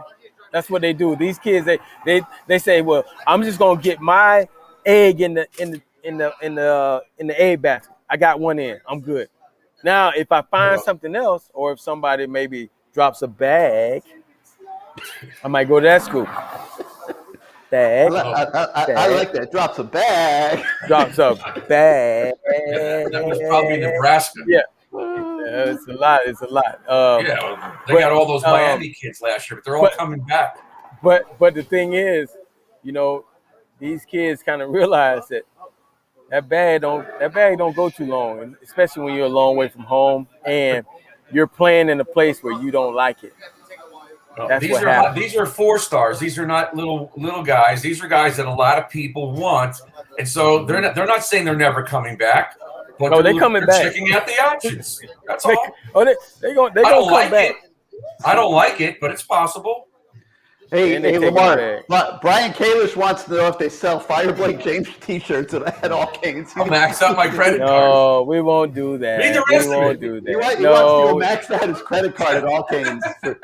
No, we won't do that. But the dilemma of being Blake James, could get interesting these next several weeks. I got a feeling we're going to be talking about that a little bit, but not tonight.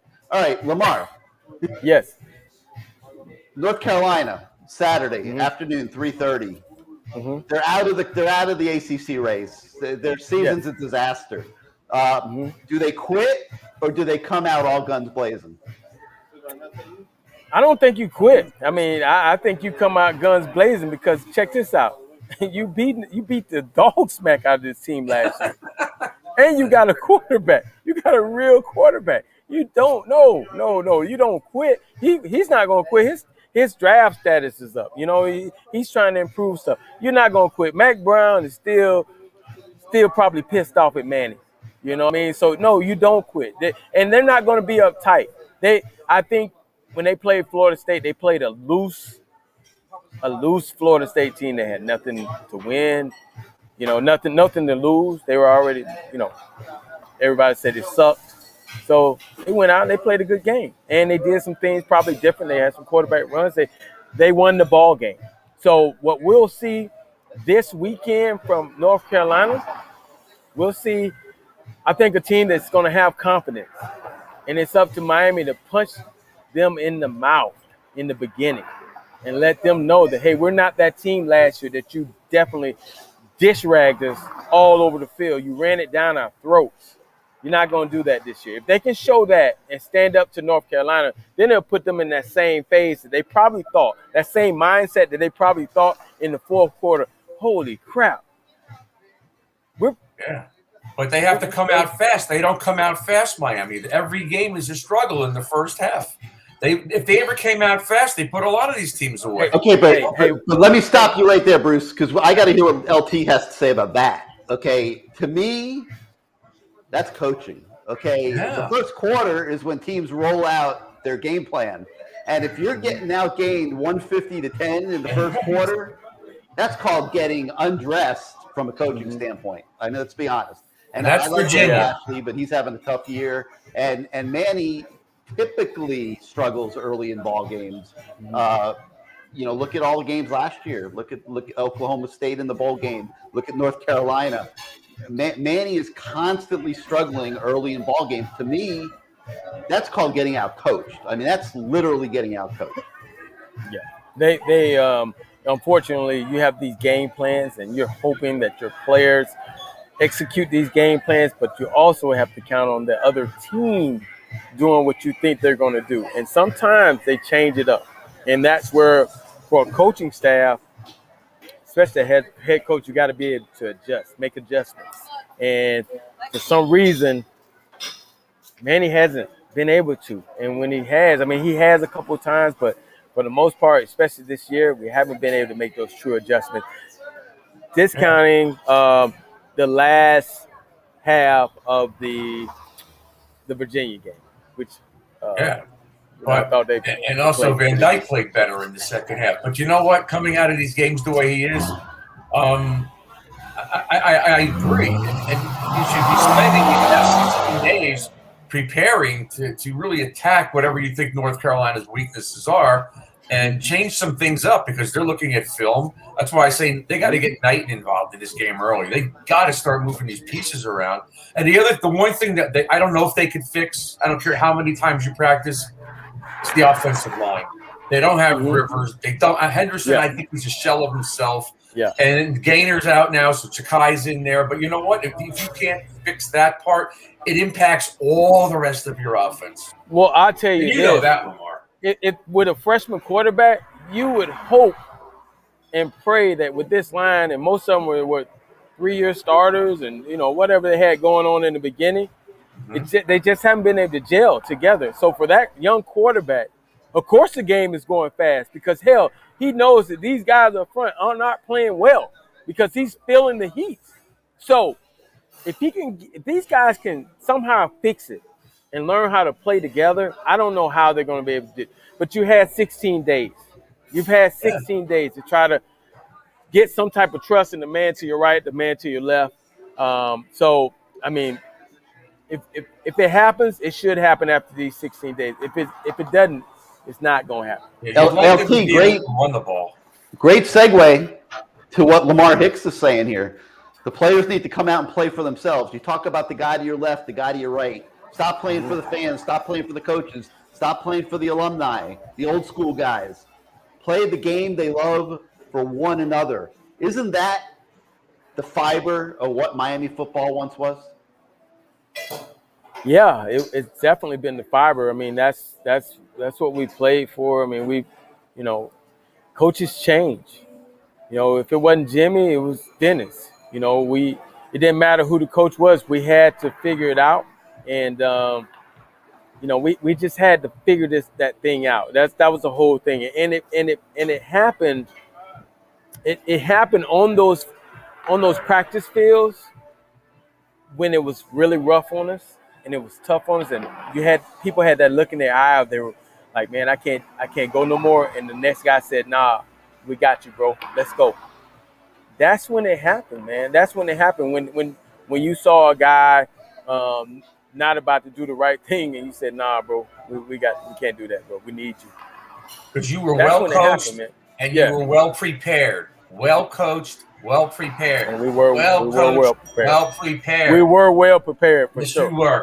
We Big were well difference, prepared. Lamar. Big difference, my friend. It's just not the same. Can't say that. You guys are gonna love when I hit this button here. Look who's in the house. Hey, Uncle Luke. He's got his own stadium now, Lamar. Yeah, congratulations, man. Congratulations, Uncle Luke. Hey, Congratulations, bro. Appreciate it, guys. Appreciate Oh it. man, what was that? What was that like, brother? Stadium. To get your name on your stadium? I mean, hell, I had to pay money to get my name on this show, and here it is. You had people putting your name on the stadium, man. What did that mean for you, brother? What did that mean for you? Oh man, that was a great feeling to be able to start a program 31 years ago. You know, when I got my first check, actually my second check, because the first one was to buy Mama a house, and the second one was to start my youth program in Liberty City, because I used to get bused to Miami Beach to play football. So I mean, it's a great thing, man. I'm just happy. And when you were a defensive end, weren't you? Were you a defensive end? Yeah. In Miami? Yeah, there you go. DN, and I played linebacker as well. Yeah. I heard about that. Yeah, I was a bad guy. I was a bad guy. I got a lot of money for going to Miami Beach and playing football.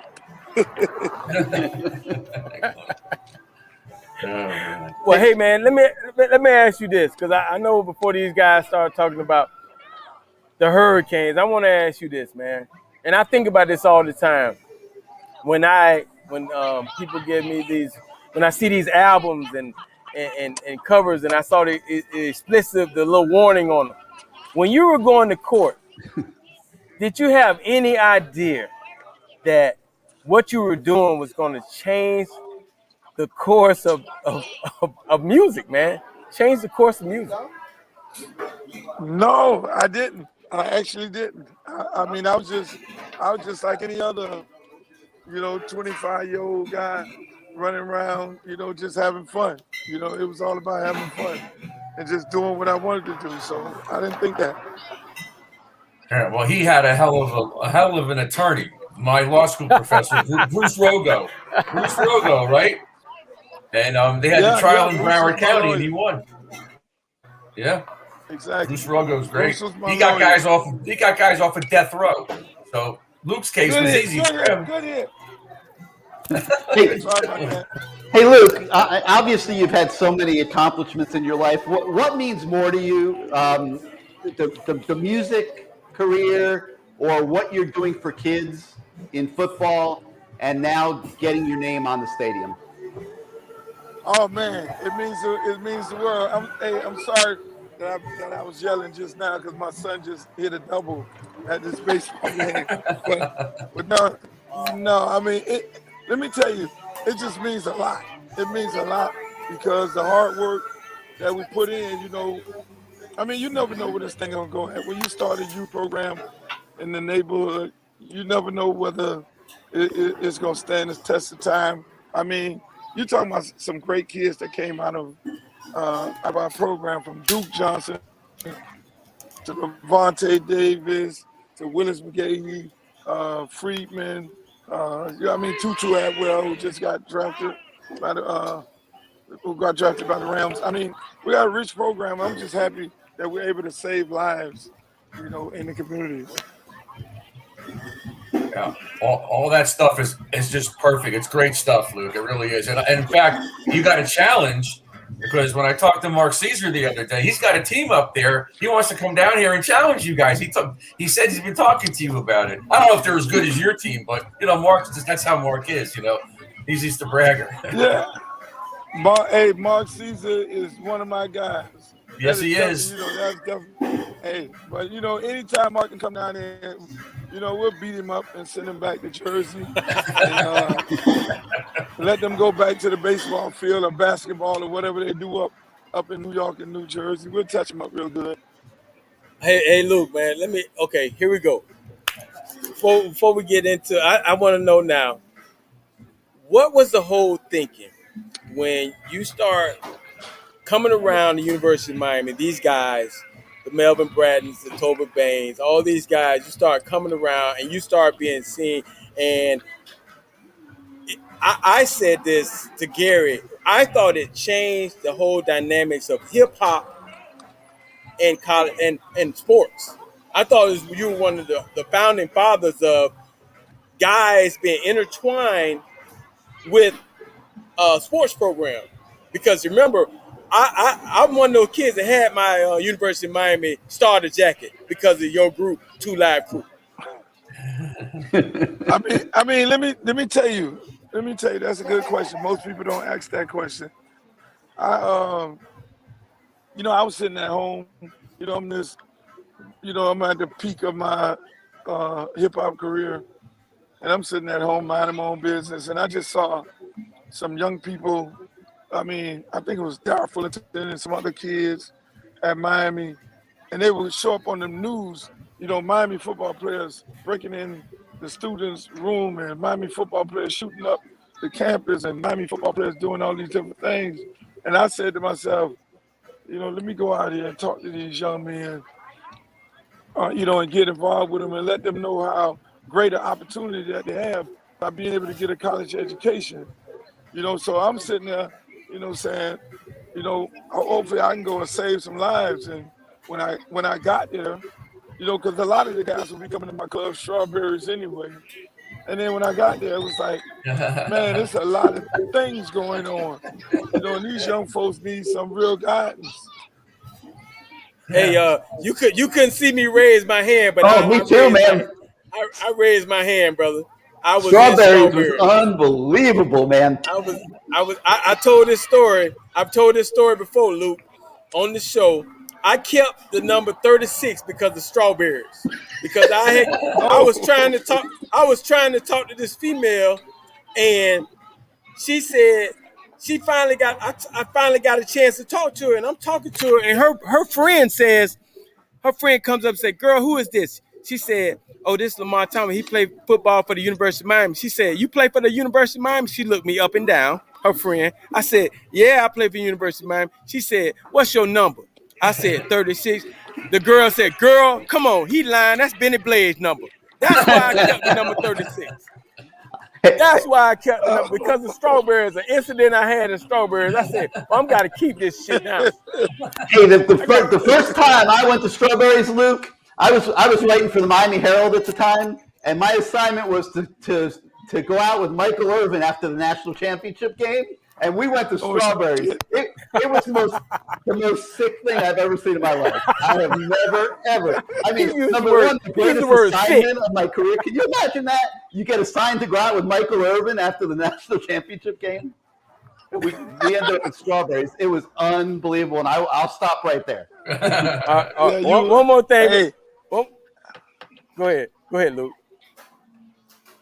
Yeah, there was one more lives after that. Trust me. One more thing, Luke, before we get into football. Another great Luke story, Lamar Thomas Luke story, is I was in the I Wanna Rock video. Man, what a day. What a day. And thank you so much for cutting me out the video as much as you did. You saved my career because I would have lost my eligibility, but you still can see me dancing in the video. What a day, man. I said, man, I want to be a part of a video shoot every week if I can. Hey, Lamar, I think Lamar, weren't you in this one? Wait, I think you were in this one. The you, it's all about the you. It's all about the you. It's all about the you. You say it. It's all about the you.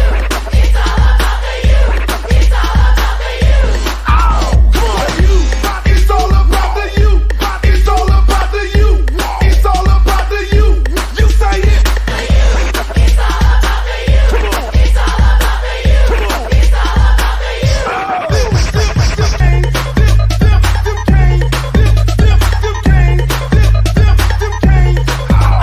When I say Miami, you say you Miami. You Miami. You Miami. You. When I say Miami, you say you Miami. You Miami. You. Now bring it on down to the hurricane sound. You were in there, Lamar. I was in there with my helmet off. With his helmet off. Just like in the club. Just like in the club. Hey, man. Hey, by the way, I went down there looking for you that night that you were making that song, and I couldn't find the studio, bro. I'm a little upset. I would have had a little cameo wrap up in there. You told me to come, but somehow I got the wrong directions, bro. Bro, that's probably why it sounded so good. Hey, that's the story. That's the story. That's the story Lamar used to tell all his coaches when he used to hang out at all my clubs. Yeah, I got lost. I got lost. I ended up in the wrong place. All right, man. Hey, Luther, I got a serious question for you, though. How do we go from that, which is legendary, to Luke romancing Florida State and Alabama and publicly, and Lane Kiffin, I think, and how did we go from that to where we are today? Could you talk about that a little bit? Well, the best way I could put it, a series of bad relationships. I mean, a series of bad dates, bad girlfriends. Wow. And girls don't understand in your value. All serious. I mean, it's horrible in more ways than one, because, when, I'm a high school coach now, so, I have to go around the country and talk to different coaches, whether they're Clemson or Alabama or anybody. One thing I always do is I always reach out to Miami coaches and tell them about my players, whether it's Amari Cooper, Carlton Davis, Devontae Freeman, you name it. I tell them about my players now. It's like, a pickup football game in the park. You either pick my guys or you don't. You got 25 guys you can pick. And so a lot of times, too many times, these guys, they just don't take my opinion, and my kids got to go to some school. They got to go to college somewhere, and unfortunately they end up in these other institutions. They do good, and people think that I'm sending them there. No, I'm not doing that. My kids got to go to college somewhere, and unfortunately, people like Nick Saban, they value my coaching ability as well as my mentorship and the players that I send them. So, they're there right now. They recruit them. I got a kid right now, that plays for me at Miami Edison. He's a 4-star receiver. Miami don't want nothing to do with him until he got the offer from Alabama. Then all of a sudden, I call him first. You got to get this kid. This kid reminds me of Cooper. He runs probably a 4.3. You got to get him. The same thing over and over. Back, come here, catch this. Luke, we just had Hurley on. Can you hear me, Luke? We just had Hurley on, and Gary asked him, and Lamar asked him, how do we keep these kids in Miami? What do you think? You might be the best person to answer this question. How do you keep these kids at Miami? Is it coaching changes at the U? What do you think? No, I hear a lot of noise. I don't know if you guys can hear me. I can hear you. We hear you. Okay. It's got to be a coaching change. You got to get back to doing what we do. You got to get back to recruiting South Florida, but it's more so the coaches than anything. Again, I have because of my high school, coach, and I got some top players on my team, and I've always had some. I get to have conversations with these guys, and when I look at, let's just use Alabama for example. When I talk to Nick Saban and I ask him what's his formula, the first thing he says he used the Howard Stellenberger formula. He'll tell you that. He said, you got to remember, Howard Stellenberger hired Gary Stevenson from the Miami Dolphins. Those type of things. He's always hiring the top coaches, and he don't want to be the smartest person in the room. And that's what the problem. We went with Al Golden. He had D'Onofrio. He didn't want to fire the guy. We got Manny.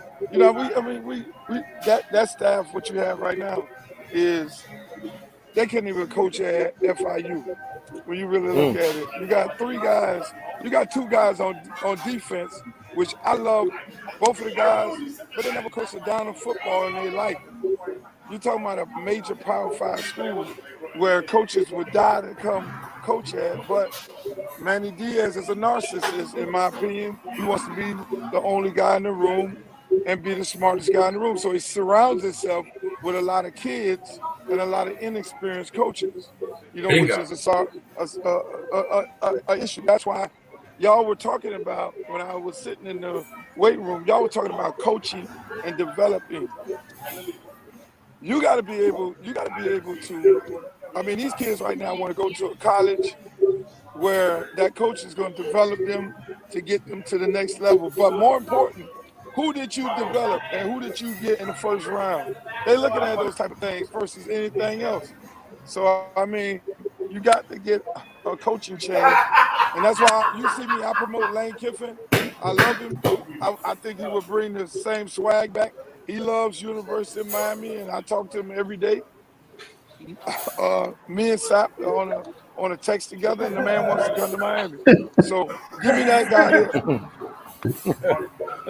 Well, hey man, hey Luke, man. Okay, let's change the subject for a little bit because we can't bash Manny too much, man. Listen, why not? How did you get? I can. Why can't? I know you can. See, I know you can. I hear Manny. The hell has he done? I brought you on here because I want to know how you became a coach, man. What made you say, you know what? No. I want to coach.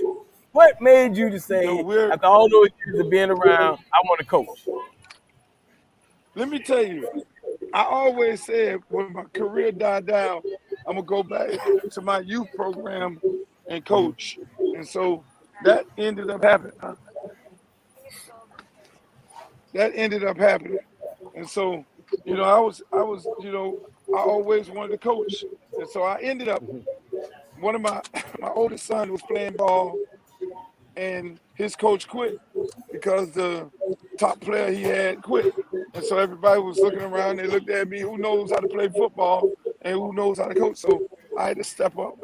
And then I got caught up in it. So you know what? I'm stuck. That's 17, 18 years ago. And now I'm going in coaching for all this long time. And you just had a great game. Obviously, we won't say great because it would have been great if you won, but you went up to the Panhandle where it's hard to win, and you actually had the lead at halftime over Niceville up there. Yes. You came up a little short, but you went up there with the mindset. We talked before the game. You went up there with the mindset, we're going to win this game. And you already, that's what you were telling me. We're going to win this game. Yeah, that's the thing. We built this team. When I first got to the school, I wanted the worst school in football in Dade County. When I got there, we had 9 kids. And then the second day, we had 8 kids. And so we built this program up to the point where these kids feel like they could beat anybody. We play Miami Central on Friday night. That's going to be for the hood title because, they beat Northwestern Booker T for the first time in 20 years. And it's going to be crazy. It's going to be a zoo. But then it prepares these kids because, when you're building something new, They got to learn how to win those type of games, like Miami used to win those type of games. I remember it like it was yesterday. I was a kid sitting in the stadium, Orange Bowl, going to the Burger King, picking up my tickets because they was giving them away free. Miami getting killed. E.J. Baker, Kerry Baker, Remember that? those guys out there playing, you know. And so once Miami started getting over the hump, and once you get that big win, then that's what turns the program around. So I sat there and I saw that, Lamar. And then, people think, okay, I just came, I was that kid, sitting in the stadium watching Nebraska and Oklahoma beat the dog crap out of us. So when you build something, it's really important to know that, you're building something, you just get over that hump. So I saw Miami evolve, and I'm just hoping my team, get to that point where we start winning those big games. Hey, Luke, I know you're tight with Lane, and you've spoken quite a bit about him on social media and stuff. I want to throw two names at you and get your reaction. Let me start with Alonzo Highsmith. What would it mean to Miami if Alonzo Highsmith came back in administration? If Alonzo Highsmith, if they would have did the right thing from the beginning and hired him, I mean, it would be a world of difference. You're talking about a guy who has tons of experience, executive experience, in the NFL, in the NFL player personnel department. So people say, okay, that's a nice little job, but Alonzo has to go to Alabama. He has to go to Clemson. He has to go to Florida. He goes to all these different facilities and these programs. And Alonzo know what football players look like. He know how facilities are ran and the things that they're doing coaching-wise. So that's like too much experience that you just, left on the door. If he wants to do that, you got to let him do that. So, I talk to Alonzo all the time. Everybody is willing to make the sacrifice to come back to Miami, to make Miami great. But the question is, does Miami want these people to come back who really want to work there? I mean, here's another guy, Lamar, people don't talk about with tons of experience, Alfredo Roberts. I mean, how many years have been coaching in the NFL?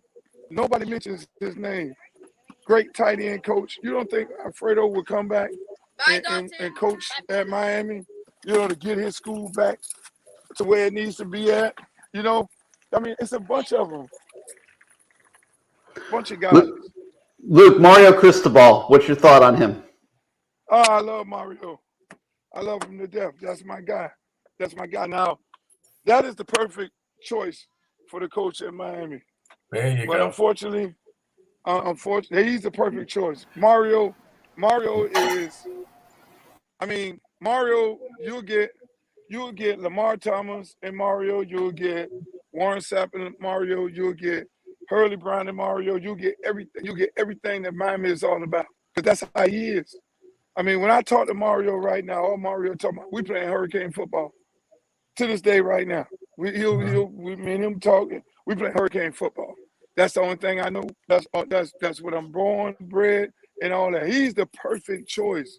But I don't know how Adidas or Miami would be able to outbid Phil Knight, because Phil Knight would be losing 2 times. Now, if Miami would have stayed Nike, which is another problem, which I love Adidas. I'm an Adidas guy, but there was a lot of things changed from the Orange Bowl getting tore down to now we got to check off our shirt. There's a lot of things changed for the corporate business part of it, that took the mystique away from Miami. Do you think Mario would come back? If there was enough money on the table to make him happy, maybe not Phil Knight money, do you think he would come back? He from my understanding, Mario has a clause in his contract that it's almost triple the amount of money to go to Miami versus going anywhere else. Really? I mean, yeah, it's like the buyout is stupid because Phil Knight knows that's where Mario want to go at, and so he would be losing twice. You gotta think about this. If Mario leave and go to Miami, then he will be going to obviously Miami the competition, but then he would lose to a brand that he's in heavy competition with, which is Adidas. So I don't think Phil Knight gonna lose twice. You know, that ain't happening. Wow. Did you know about that, Gary? That triple clause? If that's I haven't heard that. Yeah, I haven't heard that either. Yeah, I don't know. you really do that? Well, one of our viewers, Luke, wants you to be the AD. What do you think? No. Hey, no, I don't know. Hey, look, if I was the AD, I'd definitely bring Bob back. That'd be the first step. You got to add another woman's sport. You got to add another woman's sport. They already got women golf. Oh no, so we gotta do something. Beach volleyball. There it is. Something I like I would that love one. to look at. I like that one. I like that one. Well, man, hey, Luke, man, we want to wish you guys the best of luck. Edison, thank you for coming on here tonight, man. I know you're out watching your son's baseball game. How did they win? Did y'all win? No. No. The triple but did you was do okay? I mean, the double wasn't enough. The double wasn't enough? Well, man, you like me now, daddy daycare. This is what I do. All during the day, daddy daycare. Kids in the back throwing fruit snacks and sandwiches. He does. See what I got a trash talker back here. Yeah, I hear him. But, man, we want to thank you, man, and we got to have you on again. Actually, when it gets later in the season, and we'll see where we are then, and we'll see how close we are to either Manny turning it around or we going towards someone else to take his place. No problem. Hey, I love it. Thank y'all guys for having me. Okay. Thank you, Luke. Great seeing you again. You well. See? He tells the truth. You know, he gets a lot of criticism, but why. you can't argue with one thing he said, Lamar. I mean, I can't argue with the thing he said. You know, he's very knowledgeable about what he thinks. I mean, he can't fault him for being honest. He gonna put it on the line and say what he needs. And you could tell from listening to him that this bothers him greatly, and that he does love the Hurricanes. And I don't care what these posters say on CaneSport. I could care less because I know him. You guys, we all know him. He cares very much, and he's frustrated. Yeah. Dude, that receiver that he's got is a big-time player. Yes. I mean, I don't understand what happened. I can't even begin to tell you what happened there. He was never in the picture at Miami. The kid's going to Clemson. Well, again, Miami probably was really nervous about being that one big offer. And, again, it's right close to home. And if it doesn't work out, they got to take the guy. If you offer him, you got to take him. And they messed around and they probably said, okay, we're going to monitor it, and hopefully nobody really, really big gets in there. And boom, Alabama comes in there. Now you look like, dang, why didn't we offer him earlier? So that's a hard one. They do that all the time. We talked about this 2 weeks ago. They let Sky Moore go to South Carolina. For what? Yep. He's right down the street. And the kid wanted to come here. They have let a lot of good players get out of here. And then you got Chad's two sons. I mean, we keep hearing the same thing over and over again. When's it going to stop? And they're right. You know, Hurley said you got to recapture Miami. It'll stop. It'll stop one day. It will. It's like one day, all the barriers that are keeping it from happening are going to get out of the way, and it's going to stop. You're right. I hope the administration cares about it like we do. Bruce, if there were not barriers there right now, Alonzo Highsmith would be in the building in about 5 seconds, and Mario would be 5 seconds behind him. What's the barrier? Those two little guys, Blake and Manny. Those are the barriers. Don't call them. There you go. There you go, Bruce. They're smaller than me. No, keep it. Keep it high. Bruce, keep it high. Bruce, would you say that to Manny's face? Absolutely. Yeah, he's much smaller than me. He'll choke you out with that chain. Poke me in the eye with it, maybe. But that's okay. I know a few lawyers. You do. So, Lamar, back to football. All right, let's go. We talked about loose, okay? And we talked about Florida State going into North Carolina loose last week. Mm-hmm. Okay. Does Miami go into North Carolina loose this week? Or are they tight? You know, the fights. Yeah, or are they tight? The fights on the practice field, the team meetings. You know, I was at practice the other day. I didn't see a loose football team. I saw a very quiet, subdued football team. What type of Miami team gets on the plane Friday and shows up Saturday? I don't know, Gary. I don't know. We're not there. We're not in that locker room. We have no idea. But we were looking at the formula as FSU went out there and played. I mean, they were just out there just doing it. They didn't care. They had nothing to lose because they were already. I mean, I would think that those guys would take the attitude, hey, man, you know what? They kicked our butts last year. Let's just go in here and just have fun, man. Let's just go out here and try to execute. Let's try to make some big plays. Let's try to, for once, get our blocks and protect this young quarterback. On defense, let's try to tackle in the open field. And, you know, special teams, let's do what we're supposed to do. Okay, we got the best punter, a good kicker. Let's make some good returns. Let's just catch the ball. I mean, there's so many things that we could go out there and do better than what we've done this whole year in this. I don't want to say big game, because when you say big game, that's going to put pressure on those kids. But for us as fans, we know it's a big game. But for them, you just say, hey, it's another game. Let's go. Let's go win it, man. Let's go win this game. But you're a coach. You've been a coach. So they can be loose as a goose, as Jesse Jasper says. But they still need to know what's going on. And then on the offensive side, you know, Lashley's got to dial up a better offensive game plan, because it just seems to be just stuck in quicksand right now. I mean, how about throwing it to the tight end? Okay. How about him catching the ball? What? You know what? Yeah, he had a couple catches, but a couple drops. I'm going to tell you this. As a receiver, I had a couple drops. But how dare you not throw me the freaking ball again? Because I'm waiting for the next time. But if you don't throw it to me, I'm going to become very, very frustrated, because you know what? I come into this year with so much big expectations. I probably worked my tail off. And you know what? I've had some drops.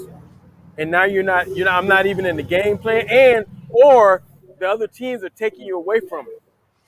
Double coverage. Well, I think Rambo's going to get taken out, because I think they're going to run a safety by him. But I think Harley and Mallory could have big game. And maybe Keyshawn Smith. They should. Yes, they should take advantage of what they're giving you.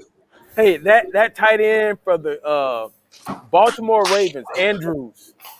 Okay, I had him on my fantasy football league. I was going to cut him because the last 2-3 weeks he ain't been crap. But guess what? He was his quarterback's best friend, just like he was last year in that game. Last night, 2 nights ago? I don't even know what it was no more. But I don't even know how many catches he had. But I know he got me a lot of points in fantasy football. Quarterbacks, those tight ends, man, it's an easier throw. It's right there in front of you. All you gotta do is look 1 or 2 ways. I mean, it's there. That should be your safety net. But Mallory only has 7 or 8 targets so far this year, Lamar. He's been out of the game plan. I know. So somehow, some way, last year just said the hell with it, take him out of the game plan. Or as we saw Virginia do, they bracketed him. Now, does North Carolina do that? I don't know. Do they do that and say, we're gonna let these other guys beat us? Smart. That's smart. I would do that because I know this guy is a bona fide player. I'm not too sure about these guys outside. Yeah, Rambo had a game or two. You know, I'm not going to even watch the Central Connecticut State game. I'm going to watch the other 3 ball games, okay? And I'm going to go from that point on and see how I can construct a game plan to let somebody else besides that tight end, who could be a beast. He could be an Andrews. We can't let him get going. We want to see if these other guys can get going. We'll take our punishment with these other guys. Remember, it's a long throw out there. We can do a lot of different things. I don't know. Did you know when you recruited Lamar Jackson, did you know he was going to be this good? I did. I said to Coach Petrino, I think this guy's going to be the best player, the best quarterback to ever play here at the University of Louisville. Of course, I got cursed out by Coach Petrino, but it is what it is. What I really liked about the kid was the fact that every year he got better. I never saw him yell at another player. He always said it was my fault. And his teammates enjoyed being his teammate. To me, that was leadership.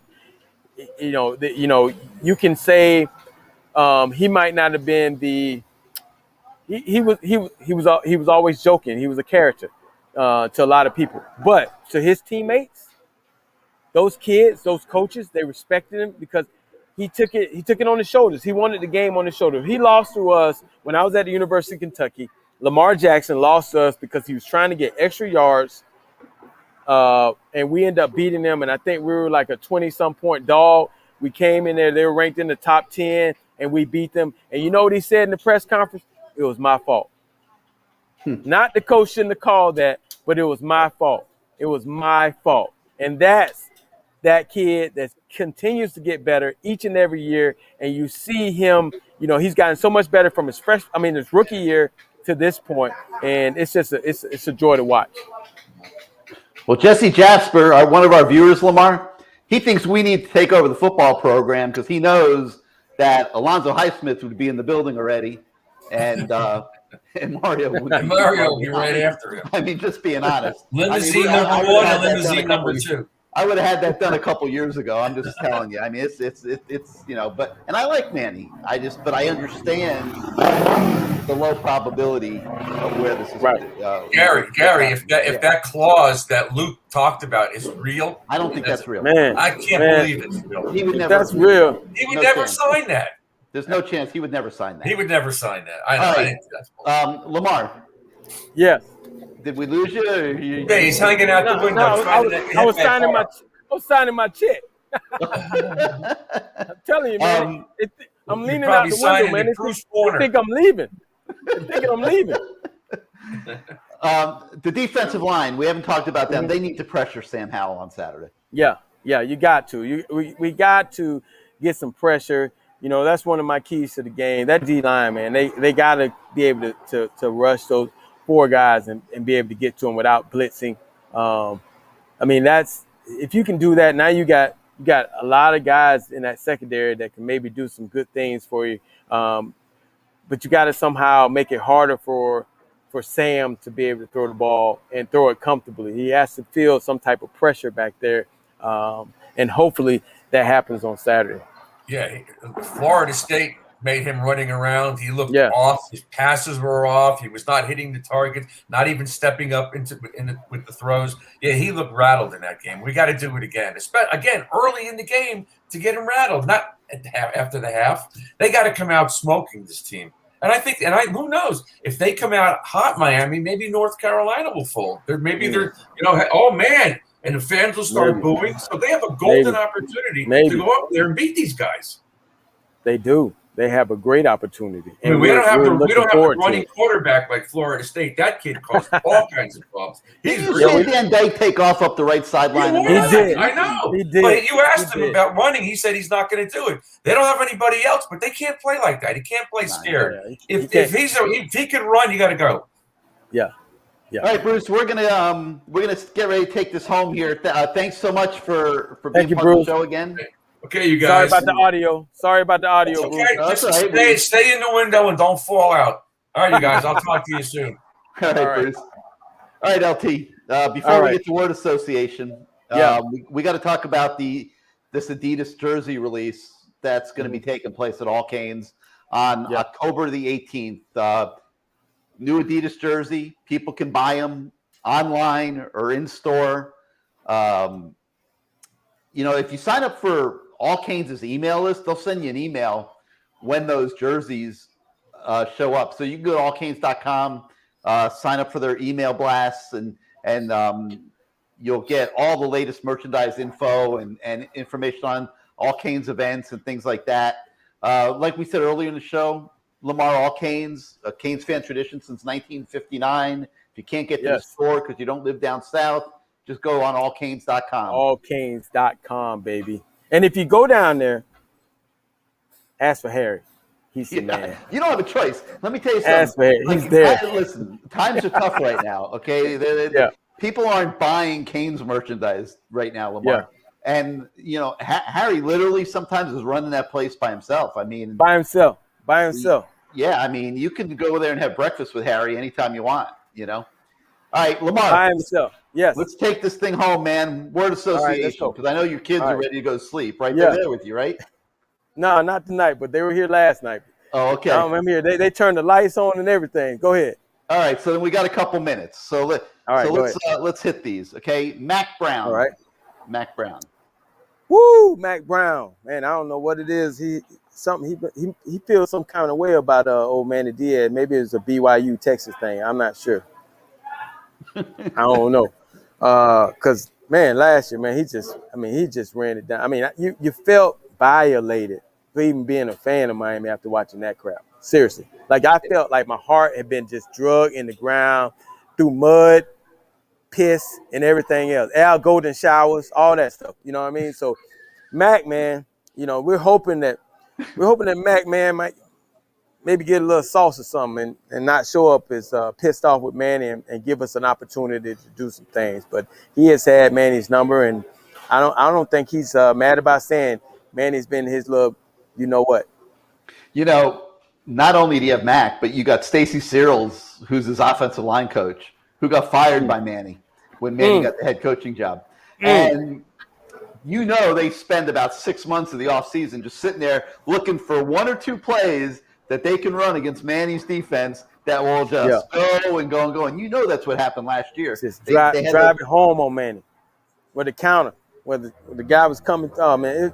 You know, I just felt like I felt like watching that game and just saying, God dang, they're running the same play over and over and over and there was nobody there again to stop it. Nobody there. Linebackers went home for lunch. D-line faking like they falling down. Secondary closing their eyes. I mean, it was just terrible. It was insane. It was bad ball. So if they come up with something for this year, I mean, I don't know what new wrinkle they can come up with this year, but then it could be a long day because that was a Mac Brown, Stacy Searles special last year. Yeah, it was a bad ball. Bad ball for number 2, Sam Howell. Here we go. Sam Howell. Well, we alluded to earlier that we got to put some type of pressure on this guy, man. If he sits back there, he's a quarterback for UNC. If he sits back there and he's comfortable, they're going to eat us alive, man. So we got to make him uncomfortable in some type of way. We got to get pressure on him. You know, we would hope not through a blitz, but you know, if we're blitzing, we got to make sure we get home, bang him up a couple plays, just let him know we're there. So maybe he will be gun shy when he drops back to throw these footballs downfield to those dynamic playmakers they have out there at wide receiver. They don't have as many of them as they had last year. No, they got that Josh Downs kid who's electric. Hey, look, it seems like for the last 4-5 years, it's just 2 or 3 guys out there that just make plays. I know it's not the same guys, and maybe it might have, but somehow, some way, I'm just hoping 2 guys just don't show up this year, this game, and say, you know what? Let's just carry on the tradition. I'm hoping that. Please don't do it. De'Ara King. Oh man, but you know, I feel real bad for the kid, man. You know, comes here from Houston. A lot of promise. We put a lot of things on his shoulders, and the kid, his shoulders were broad, man. He accepted every challenge, every bad thing. He's just a phenomenal person. I had conversations with him during the summer at Paradise. I really enjoyed talking to him. The fact that he wasn't a big guy, but when he talked and when he played like a big guy and wore his heart on his sleeves, man. I feel so bad for him. I don't know. You know, there were talks about maybe he would still have. I don't know how this could happen. He would still have eligibility. They could file for a. He could theoretically get a medical waiver and come back next year. Man, but what does that say for your? Do you want that if you're in the University of Miami as far as him? You just had a freshman go throughout the year, and let's say he is able to win a couple games. What does that say to him? You know, I don't know. That's a tough one. Maybe you could get a medical red shirt and move on, or I know he's getting a lot of NIL money. Yeah. I hope that lasts. He put it in the bank. Hey, let's not forget about Jake Garcia either. Yeah, you're right. Jake Garcia, that's another guy. I mean, what does that say to those guys if he's able to come back another year and penciled in as a starter? I mean, that's wild. I guess we're in the wait to see. We're in the wait to see. But I wish him nothing but the best, even if he leaves or if he comes back. I wish him nothing but the best. He's a great person. Great person. Charleston Rambo. All right, we need a receiver to step up. You transferred in here from Oklahoma to get numbers. You had one game. You had one pretty good game. Was it Michigan State? Was that the game? I believe that's yeah. Yeah. You got to come on, man. You have to make plays. You and the whole group. You got to make plays that's going to limit Rhett Lashley from calling plays. Okay. If you catch a curl and you score, Rhett Lashley is excited. He doesn't have to call a play. You take it out of his hand to fuck it up. So to mess it up. Sorry about that, Mom. You take it out of his hands. And as a play caller, that's what you want.